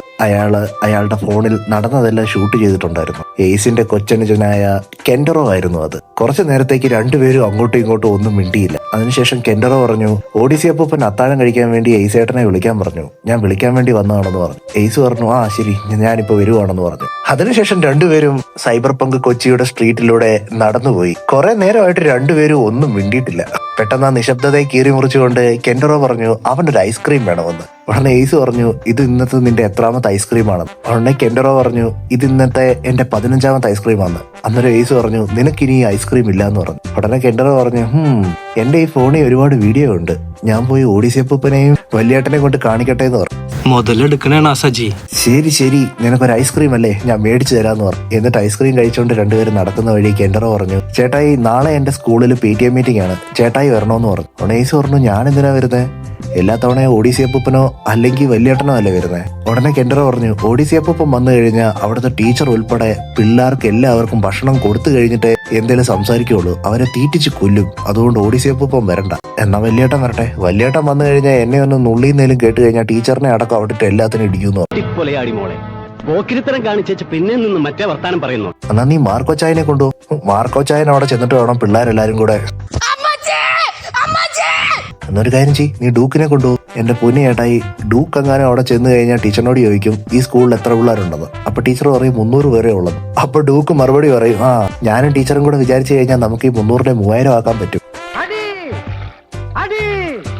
നിന്റെ കരങ്ങൾക്ക് വിശ്രമമില്ലാതെ ചാട്ടവാറ് കൊണ്ടടി. ശരി, ഞാൻ നാളെ നിന്റെ PTA മീറ്റിങ്ങിന് വരാം. PTA മീറ്റിങ്ങിന് ഉറപ്പായിട്ടും വരണം, അല്ലെങ്കിൽ എന്റെ ഫോണിന് ഒരുപാട് സ്റ്റോറേജ് ഉണ്ട്, ഈ വീഡിയോ ഡിലീറ്റ് ഒന്നും ചെയ്യേണ്ട ആവശ്യം വരില്ല. അതിനുശേഷം എയ്സ് പോയി കിടന്നുറങ്ങി. നന്നായിട്ടൊന്ന് ഉറക്കം പിടിച്ച് രാവിലെ ആയപ്പോഴത്തേക്കാണ് ആ സൗണ്ട് കേൾക്കുന്നത്. കുട്ടി കെൻഡറോ ബെഡിൽ കയറി എയ്സിനെ വിളിച്ചെഴുന്നേപ്പിച്ചു. ഇന്നിട്ട് PTA മീറ്റിംഗ് ഉള്ള, മറക്കാതെ വന്നേക്കണം, പണി പറ്റിച്ചാ ഉണ്ടല്ലോ. ഇന്ന് ഈ വീഡിയോ കൊച്ചി നഗരത്തിലുള്ള എല്ലാരും കാണുമെന്ന് പറഞ്ഞു. ശരി, ഞാൻ വരാമെന്ന് സമ്മതിച്ചു. അതിനുശേഷം എയ്സ് കുളി കഴിഞ്ഞ് വന്ന് അടിപൊളിയായിട്ട് ഡ്രസ് ചെയ്തു. ഓഡിസി ഹോട്ടലിന്റെ സ്വന്തം പിക്കപ്പ് വാൻ എടുത്തുകൊണ്ട് എയ്സ് കെൻഡറോയുടെ സ്കൂളിലേക്ക് പോകുവാനായി തയ്യാറായി. കെൻഡറോയുടെ സ്കൂളിലേക്ക് പോകുന്ന വഴി എയ്സ് പാട്ടൊക്കെ ഇട്ട് വണ്ടി ഓടിച്ച് സുഖമായിട്ടങ്ങ് പോയി. എയ്സ് ആ സ്കൂളിന്റെ അവിടെ ചെന്ന് വണ്ടി നിർത്തി. എയ്സ് വണ്ടിയിൽ നിന്ന് ഇറങ്ങിയപ്പോ തൊട്ട് അവിടെയുള്ള പെണ്ണുങ്ങളെല്ലാം എയ്സിനെ തന്നെയാണ് നോക്കുന്നത്. ഇത്ര സ്റ്റൈലിഷ് ആയ ഒരു യുവാവ് ആരെ കാണാൻ വേണ്ടിയാണ് ഈ സ്കൂളിൽ വന്നിരിക്കുന്നത്, ചിലപ്പോൾ അവന്റെ ഗേൾഫ്രണ്ടിനെ കാണാൻ വേണ്ടിയായിരിക്കും എന്ന് വരെ ആൾക്കാർ പറഞ്ഞു തുടങ്ങി. എയ്സിന് എത്രയൊക്കെ അന്വേഷിച്ചിട്ടും കെൻഡറോയുടെ ക്ലാസ് കണ്ടുപിടിക്കാൻ പറ്റിയില്ല. എന്നിട്ട് എയ്സ് ഇങ്ങനെ നടന്നു പോകുന്ന വഴിക്ക് കെൻഡറോയെ കണ്ടു. കെൻഡറോ എയ്സിനെ കണ്ടപാടെ വാ ഓടി വാന്ന് പറഞ്ഞ്. അന്നേരം കെൻഡറോ പറഞ്ഞു, PTA പോകുന്നതിന് മുന്നേ നമുക്ക് വേറൊരാളെ കാണാനുണ്ടെന്ന് പറഞ്ഞ് ഒരാളുടെ മുന്നിൽ കൊണ്ട് നിർത്തി. അവളുടെ പേര് സ്കൈല എന്നായിരുന്നു. സ്കൈലയാണ് ആ സ്കൂളിലെ ഏറ്റവും വലിയ ക്രഷ്. സ്കൈലയുടെ മുന്നിൽ എയ്സിനെ കൊണ്ടു നിർത്തിയിട്ട് കെൻഡറോ പറഞ്ഞു, ഹേ സ്കൈല, ഇതാണ് എന്റെ മൂത്ത ചേട്ടൻ. സ്കൈല എയ്സിനെ മൊത്തത്തിൽ ഒന്ന് നോക്കി. അവൾക്ക് എന്തെന്നില്ലാത്ത ഒരു അനുഭൂതി, അവൾക്ക് പറയാൻ വാക്കുകൾ തന്നെ കിട്ടുന്നില്ല എയ്സിന്റെ മുഖത്തോട്ട് നോക്കിയിട്ട്. അന്നേരം കെൻഡറോ മനസ്സിൽ ഇന്നലെ കെൻഡറോ സ്കൈലയോട് ഒരു നോട്ട് ബുക്ക് ചോദിച്ചപ്പോൾ അവള് പറഞ്ഞു, നിന്നെ പോലെ സൗന്ദര്യം ഇല്ലാത്തവർക്കൊന്നും ഞാൻ എന്റെ ബുക്ക് കൊടുക്കുകയില്ല, നിനക്ക് സൗന്ദര്യമില്ല, നിന്റെ കുടുംബത്തിലുള്ളവർക്ക് സൗന്ദര്യമില്ല. അത് കെൻഡറോയ്ക്ക് അങ്ങ് പിടിച്ചില്ല. അതിന് എന്ത് ചെയ്യുമെന്ന് ആലോചിച്ചുകൊണ്ടിരുന്നപ്പോഴാണ് ഇന്നലെ എയ്സിനെ കെൻഡറോയുടെ കൈ കിട്ടുന്നത്. കെൻഡറോ എയ്സ് എന്തെങ്കിലും പറയുന്നതിന് മുമ്പായിട്ട് തന്നെ എയ്സിന്റെ കണ്ണാടി അങ്ങ് ഊരി മാറ്റി. എന്നിട്ട് പറഞ്ഞു, നോക്കടി ഓഡിസി കുടുംബത്തിലെ ആമ്പിള്ളാരെ എന്ന് പറഞ്ഞു. സ്കൈല കണ്ണു തുറന്ന് കാണുന്ന കാഴ്ച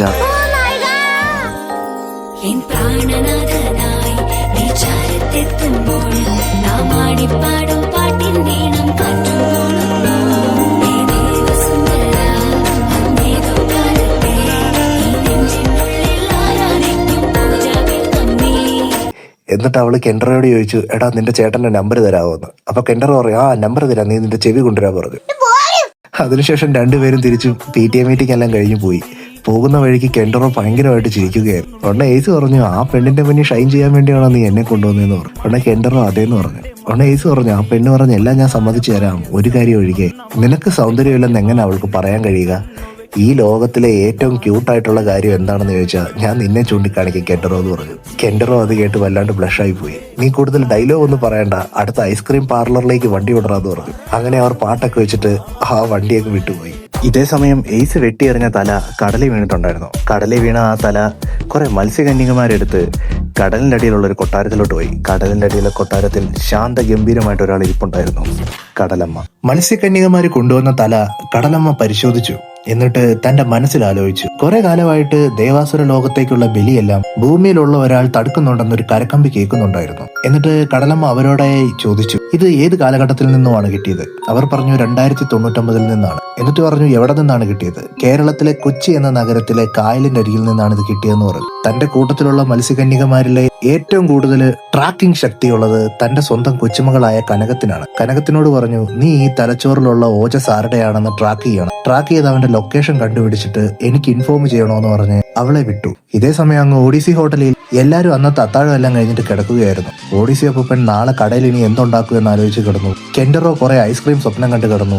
എയ്സ് വല്ലപ്പോഴും ഉറങ്ങാറുള്ളൂ, അതുകൊണ്ട് കിട്ടിയ ഉറക്കം അവൻ നന്നായിട്ട് ഉറങ്ങുന്നു. മാർക്കോ കട്ടിൽ കണ്ട അപ്പം ഉറങ്ങും. ഡ്യൂക്ക് മാത്രം ഉറക്കം വരാതെ അവിടെ കിടന്നു. തനിക്കൊരു പെണ്ണ് സെറ്റാകുന്നില്ലല്ലോ എന്നുള്ള വിഷമമാണ് കക്ഷിക്ക്. ഇതേ സമയം ഓഡിസി ബ്രദേഴ്സിലെ മൂത്ത ബ്രദറായ ലിയോ കണക്കെല്ലാം ക്ലോസ് ചെയ്തിട്ട് ഹോട്ടൽ ക്ലോസ് എന്നുള്ള ബോർഡും വെച്ചിട്ട് തറ മൂപ്പ് ചെയ്തുകൊണ്ടിരിക്കുകയായിരുന്നു. അന്നേരമാണ് വെളിയിൽ നിന്നും ഒരു ശബ്ദം കേൾക്കുന്നത്. Hello everybody, yeah. Welcome to my party, yeah. I am naughty, yeah. I am giving welcome. My name is Katti Kanakam. കടയിലേക്ക് അതിസുന്ദരിയായ ഒരു പെണ്ണ് കയറി വരികയാണ്. അവൾ കയറി വന്നിട്ട് അവൾക്ക് ഒരു കപ്പ് ടീ വേണമെന്ന് പറഞ്ഞു. ഉടനെ ലിയോ അവളോട് പറഞ്ഞു, കട ക്ലോസ് ചെയ്തു മാഡം. ഉടനെ അവൾ പറഞ്ഞു, എനിക്ക് ഭയങ്കര തലവേദന, ഒരു ചായ തന്ന് സഹായിക്കുമോ എന്ന് ചോദിച്ചു. ലിയോ പറഞ്ഞു, ശരി ഒരു ചായയല്ലേ തരാമെന്ന് പറഞ്ഞ് അവൻ ചായ ഉണ്ടാക്കി. സൈബർ പങ്ക് ലോകത്തെ പഴയ ട്രഡീഷണൽ ആയിട്ടുള്ള ആർട്ട് വർക്കുള്ള ഒരേ ഒരു കടയാണ് ഓഡിസി ഹോട്ടൽ. അവൾ ചുറ്റിലുള്ള കാഴ്ചകളൊക്കെ ഇങ്ങനെ കണ്ടുകൊണ്ടിരിക്കുന്ന സമയത്ത് ഒരു ഫോട്ടോയിൽ അവളുടെ കണ്ണ് പതിഞ്ഞു. അത് കണ്ടപാടെ അവളുടെ കണ്ണ് വിടരാൻ തുടങ്ങി. ഓഡിസി അപ്പൂപ്പനെ കണ്ടിട്ട് അവൾക്ക് വല്ലാതെ ഷോക്കായി. ഇത് ഞാൻ ഉദ്ദേശിക്കുന്ന ആള് തന്നെയാണോ എന്ന് അവൾ ഒരു നിമിഷം ആലോചിച്ചു പോയി. പെട്ടെന്ന് ചായ അടിക്കുന്ന ഭാഗത്തോട്ട് ലിയോനെ നോക്കിയപ്പോൾ ലിയോനെ അവിടെ കാണാനില്ല. പെട്ടെന്നാണ് ലിയോ അവളുടെ പിന്നിൽ നിൽക്കുന്നത്. മേഡം, നിങ്ങളുടെ ചായ റെഡി ആയിട്ടുണ്ട്. ഉടനെ കനകം പെട്ടെന്ന് പേടിച്ചു.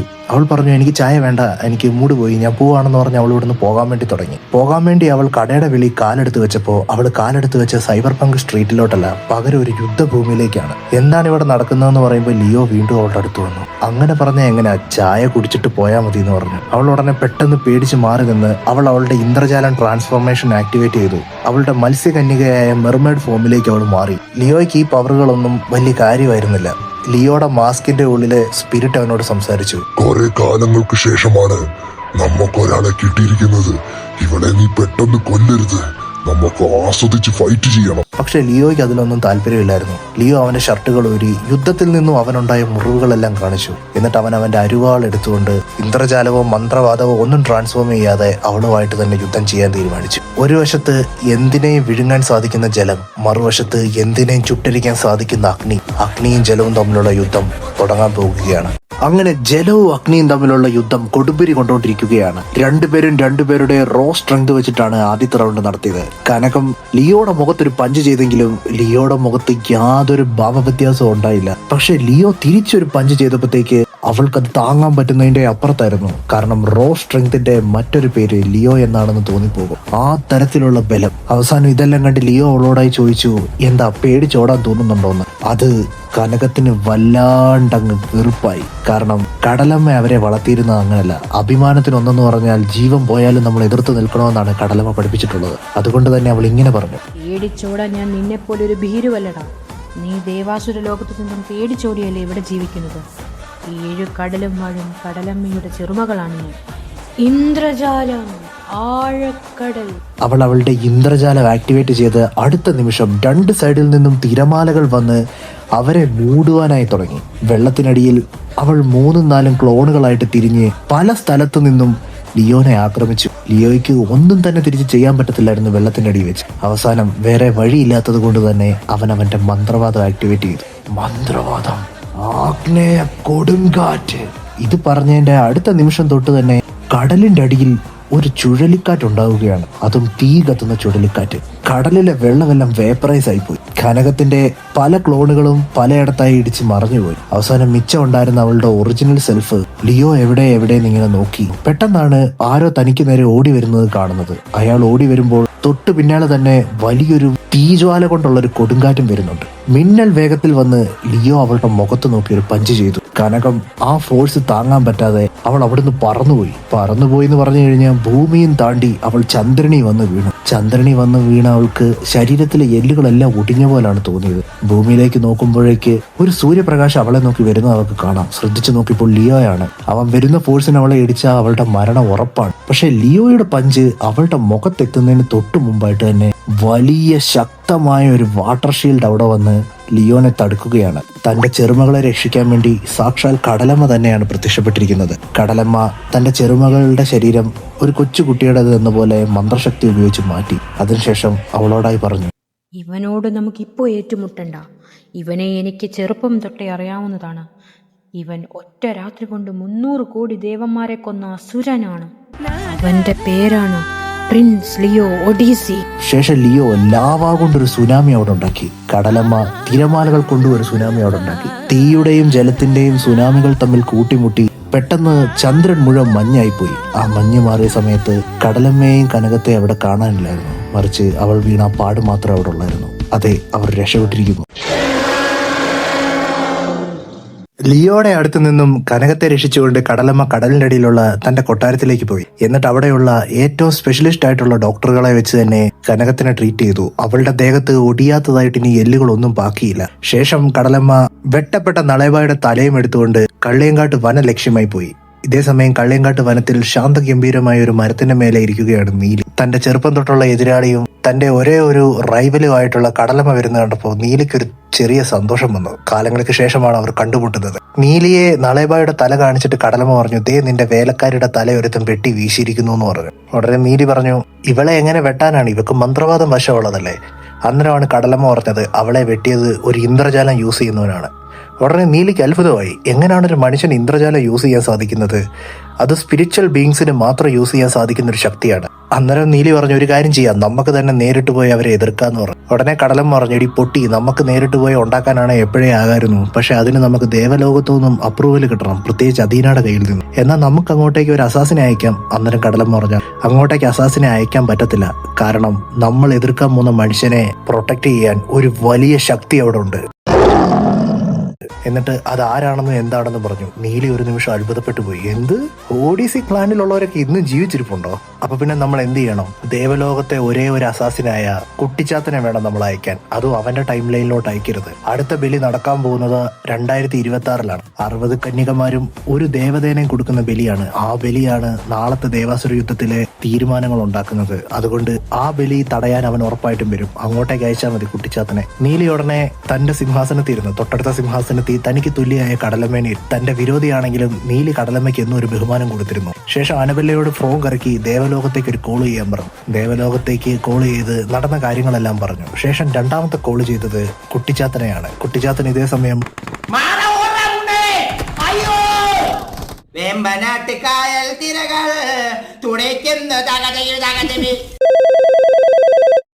എനിക്ക് നീ ഒരു കാര്യം ചെയ്തു തരണം. ഒരു ആനയെ തല്ലി മരിക്കണം. Oh come on baby. ശേഷം കുട്ടിച്ചാത്തനും സമ്മതിച്ചു. റെയിൽവേ സ്റ്റേഷനിലേക്ക് പോയി 2026-ലേക്ക് ടിക്കറ്റ് എടുത്തു. ഇതേ സമയം ടൈം ലൈനിന്റെ അങ്ങേയറ്റത്ത് നിന്നും എയ്സും 2026-ലേക്ക് ടിക്കറ്റ് എടുത്തു. ഇത്തവണ കുട്ടിക്ക് എന്റെ റോയും കൂടെയുണ്ട്. രണ്ടുപേരും പോകുന്നത് ഒരു കാര്യത്തിന് വേണ്ടി. ഒരാൾ ഒരു ബലി തടയാനും മറ്റേയാൾ ആ ബലി നടത്തി ഒരു മനുഷ്യനെ ബലി കൊടുക്കാൻ. ശേഷം നീലിയും കടലമ്മയും കൂടെ അന്നത്തെ ദിവസം നീലിയെ തളയ്ക്കാൻ വന്നൊരു നമ്പൂതിരിനെ കൊന്നിട്ടുണ്ടായിരുന്നു. അവന്റെ എല്ല് പൊടിച്ച് രണ്ടുപേരും മൂക്കി വലിച്ചു കയറ്റി വളരെ ആനന്ദത്തോടെ ചിരിച്ചു. കാരണം അവർക്ക് പ്രതീക്ഷയുണ്ടായിരുന്നു ചാത്തന്റെ മേലെ. ഇന്ന് നിന്നെ എന്തായാലും ഞാൻ കൊല്ലൂടാ. ആ നീ കുറെ എയ്സും കെൻഡറോയും കൂടെ 2026-ലേക്ക് ടിക്കറ്റ് എടുത്തിട്ട് ഡിവൈൻ ട്രെയിനിൽ കയറിയിരുന്നു. എന്നിട്ട് കാലം പിന്നോട്ട് പോകും തോറും പുതിയ ബിൽഡിങ്ങുകളെല്ലാം പഴയ മോഡലിലേക്ക് മാറുന്നത് കണ്ട് ആസ്വദിച്ചിരിക്കുകയായിരുന്നു കുട്ടി കെൻഡറോ. അന്നേരം കെൻഡറോ ഏസിനോടായി ചോദിച്ചു, നിനക്ക് എവിടുന്നാണ് ഈ പവറൊക്കെ കിട്ടിയത്? ഈ ഇൻഫർമേഷൻ ഒക്കെ നിനക്ക് എവിടുന്നാണ് കിട്ടുന്നത്? അപ്പോൾ ഏസിന്റെ ഓർമ്മ കുറച്ച് പഴയ കാലത്തിലേക്ക് പോയി. ഓഡിസി ഹോട്ടലിൽ ഏസ് വരുന്നതിന് മുമ്പ് ഏസ് വളർന്നത് ഒരു അനാഥാലയത്തിലായിരുന്നു. ആ അനാഥാലയത്തിലെ ഏറ്റവും കുസൃതി പിടിച്ച കുട്ടിയായിരുന്നു ഏസ്.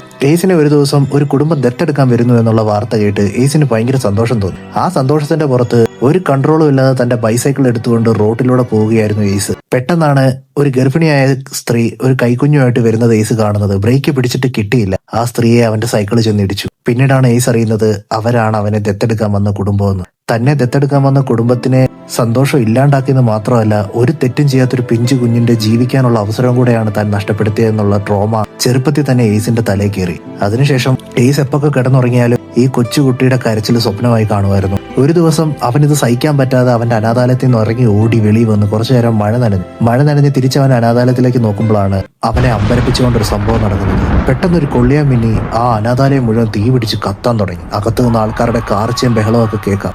ഏസിന് എന്ത് ചെയ്യണമെന്നറിയാതെ അവിടെ തരിച്ചു നിന്നപ്പോൾ അവനെ അമ്പരപ്പിക്കാൻ വേണ്ടി വീണ്ടും ഒരു കാര്യം ഉണ്ടായി. ആ കത്തുന്ന തീക്കകത്തു നിന്നും ഇടിമിന്നലിന്റെ ശക്തിയുള്ളൊരു ഡീമൻ ഇറങ്ങി വന്നു. എന്നിട്ട് ഏസിനെ ആ ഡീമനിട്ട് ഓടിച്ചു. ഏസ് അവന്റെ ഉള്ള ജീവനം കൊണ്ട് ഭയന്ന് വിറച്ചോടി. അങ്ങനെ ഓടി ഏസ് കാല് തെറ്റി ഒരു ഡ്രൈനേജിലേക്ക് വീണു. അതിനുശേഷം എന്താ നടന്നതെന്ന് അവന് ഓർമ്മയില്ല. പിന്നീട് അവൻ കണ്ണു തുറക്കുമ്പോൾ കാണുന്നത് ഓഡീസി അപ്പൂപ്പനെ ലിയോനെയാണ്. പിന്നീട് ഓഡീസി അപ്പൂപ്പനെ ലിയോയുമാണ് അവനെ എടുത്തു വളർത്തിയത്. ഓഡീസി ഹോട്ടലിൽ അവൻ നന്നായിട്ട് നിന്നെന്നുണ്ടെങ്കിലും വളരും തോറും അവന്റെ ട്രോമയും വളർന്നു. കൊച്ചു കുട്ടികൾക്ക് ഒരു കുഴപ്പമെന്ന് പറഞ്ഞാൽ ഏസിന് ഭയങ്കര സങ്കടമാണ്. അങ്ങനെ ഇരിക്കെയാണ് ഒരു ദിവസം ടിവിയിൽ അവനൊരു ന്യൂസ് കാണുന്നത്. ഉപേക്ഷിക്കപ്പെട്ട ഒരു പള്ളിയില് 50-നോടടുത്ത് കൊച്ചു കുട്ടികളുടെ എല്ലുകൾ കിട്ടിയിരിക്കുന്നു.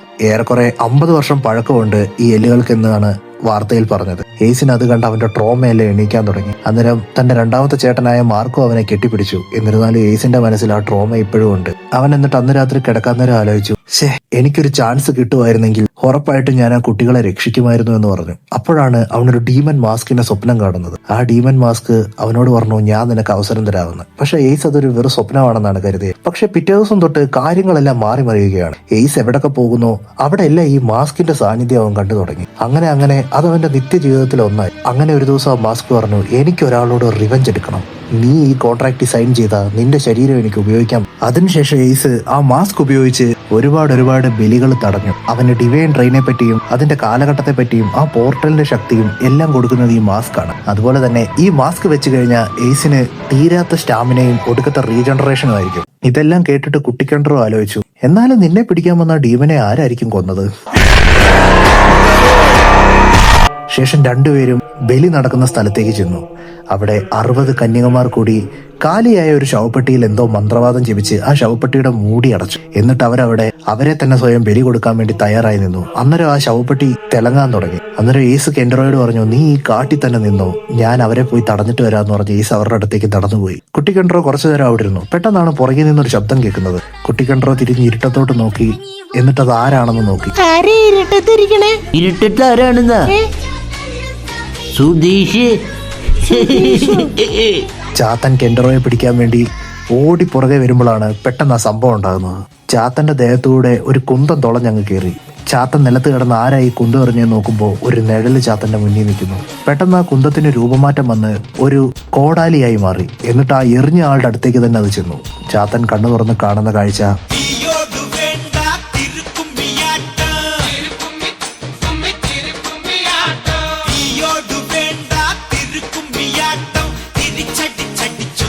പെട്ടെന്ന് തന്നെ ചാത്തന്റെ മുറിവുകളെല്ലാം മാറി ചാത്തൻ തൊട്ടടുത്തുള്ള സെമിത്തേരിയിലെ ഒരു കല്ലറയുടെ മണ്ട കയറിയിരുന്നു. എന്നിട്ട് ചാത്തൻ ഏസിനോടായി പറഞ്ഞു,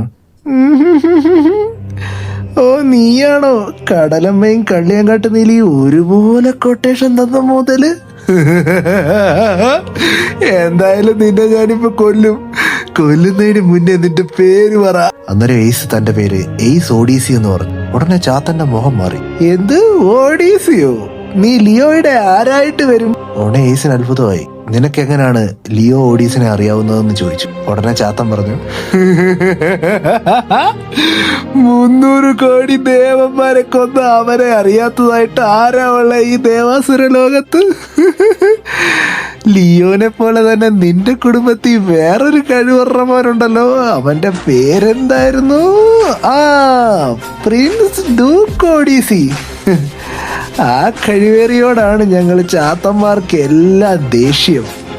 ഇത് കേട്ടിട്ട് എയ്സിനൊന്നും മനസ്സിലായില്ല. തൻ്റെ സാധുവായ ചേട്ടനെയും തൻ്റെ അസാധാരണ സാധുവായ അനിയനെയും എങ്ങനെയാണ് ഒരു ചാത്തൻ അറിയാൻ സാധിക്കുക? അതുമാത്രമല്ല, വല്യേട്ടൻ 300 കോടി ദേവന്മാരെ കൊന്നു എന്നൊക്കെ പറയുന്നത് എയ്സിന് വിശ്വസിക്കാനേ പറ്റിയില്ല. ചിലപ്പോൾ ഇവൻ ആള് മാറിപ്പോയതാന്നാവും എയ്സ് കരുതിയത്. ഉടനെ എയ്സ് അവനോടായി പറഞ്ഞു, നിന്ന് വാചമടിക്കാതെ നിനക്ക് വേണ്ടത് എന്താന്ന് വെച്ചാൽ എൻ്റെ കയ്യിൽ നിന്ന് മേടിച്ചിട്ട് പോടാ ചാത്തൻ കഴിവേറി. നീ ഓഡിസി ക്ലാനിലുള്ളത് തന്നെ. എന്തായാലും നീ ഓഡിസിയിലുള്ള സ്ഥിതിക്ക് നിന്നെ സാധാരണഗതി ഫൈറ്റ് ചെയ്ത് ഞാൻ അപമാനിക്കുന്നില്ല. ഞാൻ എൻ്റെ ട്രാൻസ്ഫോർമേഷൻ അങ്ങ് എടുക്കുക. ഇന്ദ്രജാലം, മിന്നൽ വേഗം. അതൊരു രക്തചന്ദ്രനുള്ള നാളായിരുന്നു. കോട്ടയം ടൗണിലാകെ രക്തചന്ദ്രന്റെ ചുവന്ന വെട്ടമാണ് പ്രതിഫലിച്ചുകൊണ്ടിരിക്കുന്നത്. ആൾക്കാരെല്ലാം അന്നന്നത്തെ കാര്യങ്ങൾ നോക്കി ജോലിയിൽ നിന്ന് വീട്ടിൽ പോകാനൊക്കെ ആയിട്ട് നിൽക്കുന്നു. അന്നേരം കോട്ടയം KSRTC ബസ് സ്റ്റാൻഡിന്റെ മുകളിൽ പെട്ടെന്നൊരു പോർട്ടൽ ഓപ്പൺ ആകുകയാണ്. ആ പോർട്ടൽ ഓപ്പൺ ആയതും ആൾക്കാരുടെ എല്ലാം കണ്ണു വിടരാൻ വേണ്ടി തുടങ്ങി.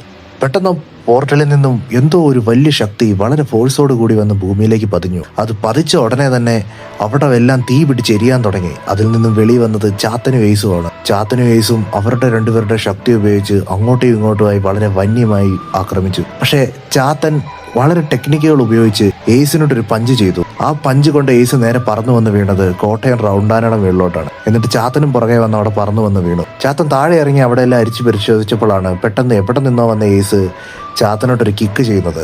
ആ ഫോഴ്സിൽ ചാത്തൻ പറന്നുപോയി വീണത് കോട്ടയം റെയിൽവേ സ്റ്റേഷനിലേക്കാണ്. അവിടെയും ജനങ്ങൾ കളഞ്ഞു. ഉടനെ ചാത്തൻ പറഞ്ഞു, ശരി, നീ ഒരു ഫ്ലാഷ് ബാക്ക് അറിയാൻ മാത്രം ഡിസർവ് ചെയ്യുന്നുണ്ട്. പണ്ട് ഈ ചാത്തൻ കുട്ടിയായിരിക്കെ ഇവരുടെ സൈബർ പങ്ക് കൊച്ചിയിൽ പോയി അവിടെയുള്ളൊരു ഏലിയൻ ചിക്കനെ കടത്തിക്കൊണ്ട് വന്നു. അവർക്കെല്ലാവർക്കും അന്നത്തെ ഭക്ഷണത്തിനും പിന്നെ അല്ലറ ചില്ലറ പരിപാടിക്കുമാണ് അവളെ കടത്തിക്കൊണ്ട് വന്നത്. പക്ഷേ ഇവരറിയാതെ തന്നെ ഒരാളും കൂടെ ആ പോർട്ടൽ മൂടുന്നതിന് പ്രതി കയറിയിട്ടുണ്ടായിരുന്നു. ഡ്യൂക്കായിരുന്നു അത്. ഡ്യൂക്ക് അവിടെ വന്ന് ആ പെൺകുട്ടിയെ വിട്ടു തരണമെന്ന് ഒരുപാട് കെഞ്ചി. പക്ഷെ അവരാരും കേട്ടില്ല. അവരെല്ലാരും തട്ടഹസിക്കാൻ തുടങ്ങി. ഉടനെ ഡ്യൂക്ക് വിഷമിച്ച് അവന്റെ തല കുനിച്ച് അവിടെ ഇരുന്നു. പെട്ടെന്ന് അവൻ തല ഉയർത്തി നോക്കുമ്പോൾ അവൻ അവരുടെ മുന്നിലല്ല, പകരം അവൻ അവന്റെ മനസ്സിന്റെ ഉള്ളിൽ തന്നെയാണ്. ഡ്യൂക്കിന്റെ മനസ്സിന്റെ ഉള്ളിൽ ജയിലിലിട്ട മറ്റൊരു ഡ്യൂക്കുണ്ട്. ആ ഡ്യൂക്കിനോടാണ് അവൻ സംസാരിക്കുന്നത്. ഉടനെ ആ ഡ്യൂക്ക് പറഞ്ഞു, പേടിക്കണ്ട, ഞാൻ അവന്മാരെ കൊല്ലാന്ന് പറഞ്ഞു. എന്നിട്ട് ആ ഡ്യൂക്ക് വെളി വന്നിട്ട് പറഞ്ഞു, ഞാനൊരു സീരിയൽ കില്ലറിന് ജനിച്ച കുട്ടിയാണ്. ഞാൻ ഒരുപാട് തെറ്റുകൾ എന്റെ പാസ്റ്റിൽ ചെയ്തിട്ടുണ്ട്. അന്നേരം ഒരു നല്ല മനുഷ്യൻ എനിക്ക് കിടക്കാൻ സ്ഥലവും കഴിക്കാൻ ഭക്ഷണവും തന്നു.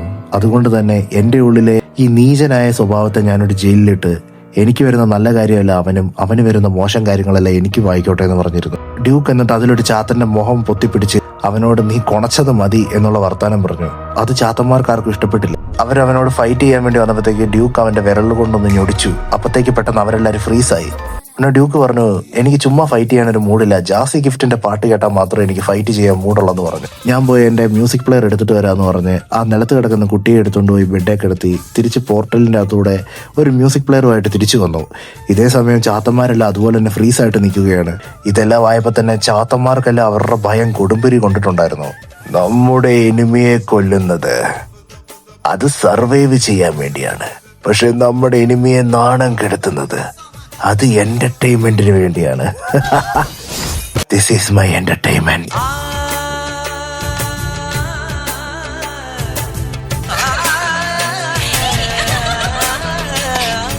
ഇത് പറയുമ്പോഴത്തേക്കും ചാത്തന് പഴയ ഫ്ലാഷ് ബാക്കുകളെല്ലാം ഓർത്ത് വളരെയധികം ദേഷ്യത്തോടെ വന്നിരുന്നു. ചാത്തൻ അലറി അവന്റെ ശക്തിയെ ഇൻക്രീസ് ചെയ്യാൻ വേണ്ടി തുടങ്ങി.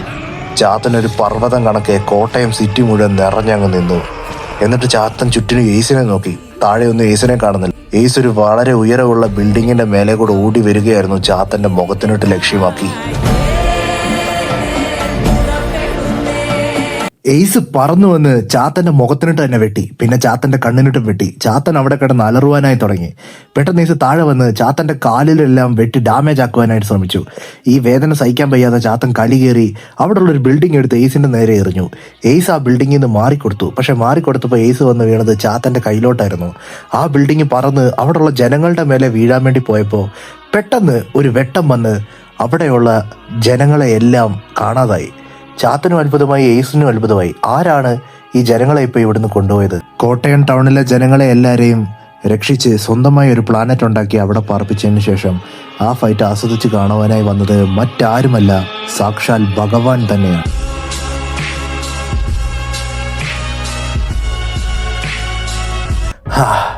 ഇതിനു വേണ്ടിയാ ഞാൻ കാത്തിരുന്നത്. ഇപ്പൊ എനിക്ക് ഫ്രീ ആയിട്ട് ഫൈറ്റ് ചെയ്യാം.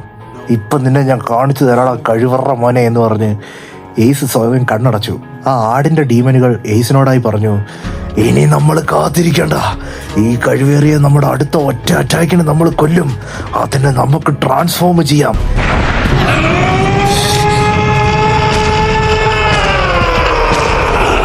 അലർച്ച കഴിഞ്ഞപ്പോഴത്തേക്കും എയ്സ് ഒരു ഡീമനായി മാറി. എയ്സും ചാത്തനും കൂടെ വളരെ വേഗത്തിൽ തന്നെ തമ്മി പഞ്ച് ചെയ്യാൻ വേണ്ടി ഓടി അടുക്കുകയാണ്. പക്ഷേ ചാത്തന്റെ പഞ്ച് എയ്സിന്റെ മുഖത്തെത്തുന്നതിന് തൊട്ട് മുമ്പായിട്ട് എയ്സ് അനങ്ങാതെ നിന്നു. പഞ്ച് എയ്സിനെ കണക്ട് ചെയ്തില്ല എന്ന് വന്ന അടുത്ത സെക്കൻഡ് മിന്നൽ വേഗത്തിൽ എയ്സ് പോയി ചാത്തന്റെ നെഞ്ചാങ്കൂടിനോട്ടൊരു ചവിട്ട് വെച്ചു കൊടുത്തു. ചാത്തൻ പല ബിൽഡിങ്ങുകൾ താണ്ടിപ്പോയി അവിടെ വീണു. അപ്പോഴാണ് ചാത്തന് മനസ്സിലാകുന്നത് എയ്സിന്റെ റോ സ്ട്രെങ്ത്. അതിനുശേഷം നടന്ന അടി എന്ന് പറഞ്ഞു കഴിഞ്ഞാൽ നല്ല പൂക്കുറ്റി അടിയായിരുന്നു. എയ്സിന്റെ റോ സ്ട്രെങ്തിന് മുന്നേ ചാത്തൻ ഒന്നും തന്നെ പിടിച്ചിരിക്കാൻ പറ്റിയില്ല. എയ്സ് അവിടെ കിടന്ന് ചാത്തനെ അടിച്ചും വെട്ടിയും ഭയങ്കരമായി മുറിവേൽപ്പിച്ചു. അവസാനം ഭയാനകമായ അവസ്ഥയിൽ ചാത്തൻ എത്തിപ്പെട്ടു. അതിലേ കൂടെ പോയ ഒരു പരുന്ത് രാത്രി കോട്ടയം സിറ്റി വട്ടമിട്ട് പറക്കുകയായിരുന്നു. ആ പരുന്തിന്റെ കണ്ണിലൂടെ താഴോട്ട് നോക്കുമ്പോൾ കാണുന്ന കാഴ്ച അവിടെ വീണ് കിടക്കുന്ന ചാത്തനും ചാത്തന്റെ മേളിൽ വിക്ടോറിയസ് ആയിട്ട് നിൽക്കുന്ന എയ്സിനെയാണ്. ചാത്തന്റെ ഓർമ്മയപ്പോൾ കുറച്ച് പഴയ കാലത്തിലേക്ക് പോയി. ചാത്തന്റെ ഇനത്തിനെ മൊത്തം ഡ്യൂക്ക് നശിപ്പിച്ചതിനു ശേഷം ചാത്തൻ അവിടുന്ന് ഓടിപ്പോയത് ബീസ്റ്റുകളുടെ എല്ലാം രാജാവായ മാഡിയുടെ അടുത്തേക്കാണ്. മാഡിയുടെ അടുത്ത് പോയിട്ട് ചാത്തന്റെ സങ്കടം പറഞ്ഞു. താനാണ് ചാത്തന്മാരിലെ അവസാനത്തെ ചാത്തനെന്നും തന്നെ അനുഗ്രഹിക്കണമെന്നും മാഡിയോട് പറഞ്ഞു. മാഡി അത് കേട്ടൊന്ന് ചിരിച്ചതിന് ശേഷം മാഡി ചാത്തനോട് പറഞ്ഞു, നീ ഒരുപാട് മുറിവേൽക്കുന്ന ഏതെങ്കിലും ഒരു ബാറ്റിൽ വരുവാണെങ്കിൽ എന്റെ ഈ 1% ശക്തി നിനക്ക് ഹീറ്റ് വിഷൻ ആയിട്ട് ഞാൻ തരാം. ആ ശക്തി ഉപയോഗിച്ച് നിന്റെ എതിരാളിയുടെ മേലെ നീ ആ ഹീറ്റ് വിഷൻ പതിപ്പിച്ചു കഴിഞ്ഞാൽ അവൻ വെണ്ണീറായി പോകും. ശേഷം എയ്സ് കാണുന്നത് ചാത്തന്റെ 2 കണ്ണും കൂടെ ഒന്നായി മാറുന്നതാണ്. ഒന്നായി മാറിയതിനു ശേഷം അതിൽ നിന്നും ഹീറ്റ് വിഷൻ വമിക്കാൻ തുടങ്ങി. എയ്സ് ആദ്യം അവൻ്റെ കോടാലി കൊണ്ട് ബ്ലോക്ക് ചെയ്തെങ്കിലും അത് ഭയങ്കര ഡിവൈനായ ഒരു ശക്തിയായിരുന്നു, എന്തിനെ നശിപ്പിക്കാൻ സാധിക്കുന്ന ശക്തി. അതുകൊണ്ട് തന്നെ എയ്സ് ബ്ലോക്കിംഗ് എല്ലാം മാറ്റി ഓടുവാനായി തുടങ്ങി. ചാത്തന്റെ ഹീറ്റ് വിഷൻ എയ്സിനെ ഫോളോ ചെയ്ത് വന്നു. എയ്സിന് അവസാനം വേറെ വഴിയൊന്നും കാണാത്തതുകൊണ്ട് ചാത്തന്റെ കണ്ണ് നോക്കി ഒരൊറ്റ എറിഞ്ഞു. ഉടനെ ചാത്തന്റെ ഹീറ്റ് വിഷനെ ഇച്ചിരിയും കൂടെ ഇരട്ടി പവർ യൂസ് ചെയ്ത് എയ്സിന്റെ ആക്സിനെ അത് ചാരമാക്കി കളഞ്ഞു. എന്നിട്ട് ചാത്തൻ ചുറ്റിനും എയ്സിനെ നോക്കി. അവിടെ ഇവിടെ ഒന്നും കാണാനില്ല. അന്നേരമാണ് എയ്സ് എവിടെ നിന്നില്ലാതെ പെട്ടെന്ന് ആകാശത്തുനിന്ന് വന്ന് ചാത്തന്റെ തലമണ്ടയ്ക്കിട്ട് തന്നെ ഒരു അടി അടിച്ചു. ആ അടിയിൽ ചാത്തൻ ആകപ്പാടെ കിടുങ്ങിപ്പോയി. എന്നിട്ട് ചാത്തന്റെ കൊമ്പൂരി എയ്സ് ചാത്തന്റെ കണ്ണിനിട്ട് തന്നെ കുത്തി. അവസാനം ചാത്തൻ എന്ത് ചെയ്യണമെന്നറിയാതെ അവിടെ കിടന്ന് ഭയങ്കരമായിട്ട് ശക്തി കൂട്ടി. ചാത്തന്റെ ഉള്ളിൽ തന്നെ ഹീറ്റ് വിഷൻ നിറഞ്ഞു നിന്ന് പൊട്ടിത്തെറിച്ച് കോട്ടയം സിറ്റി മുഴുവൻ ചോരയിൽ കുതിർന്നു. എന്നിട്ട് ചാത്തന്റെ ചെറിയ ഫോമിൽ താഴെ മയങ്ങിക്കിടക്കുമ്പോഴാണ് എയ്സ് ചാത്തന്റെ മുന്നിൽ വന്ന് നിൽക്കുന്നത്. ചാത്തൻ അവന്റെ ജീവന് വേണ്ടി അപേക്ഷിക്കുന്നതിന് മുമ്പായിട്ട് തന്നെ എയ്സ് ചാത്തന്റെ തലയറുത്ത് ഒരു പോർട്ടൽ ഓപ്പൺ ആക്കി എറിഞ്ഞു. ഇതേ സമയം കള്ളിയങ്കാട്ട് വനത്തിൽ കള്ളിയങ്കാട്ട് നീലിയും കടലമ്മയും കൂടെ ഇന്നേരം ചാത്തൻ എയ്സിനെ കൊന്നു കാണുമെന്ന് പറഞ്ഞ് അട്ടഹസിച്ച് ചിരിക്കുമ്പോഴാണ് ഒരു പോർട്ടൽ ഓപ്പൺ ആക്കി ചാത്തന്റെ തല പറന്ന് അവരുടെ മുന്നിൽ നിന്ന് വീഴുന്നത്.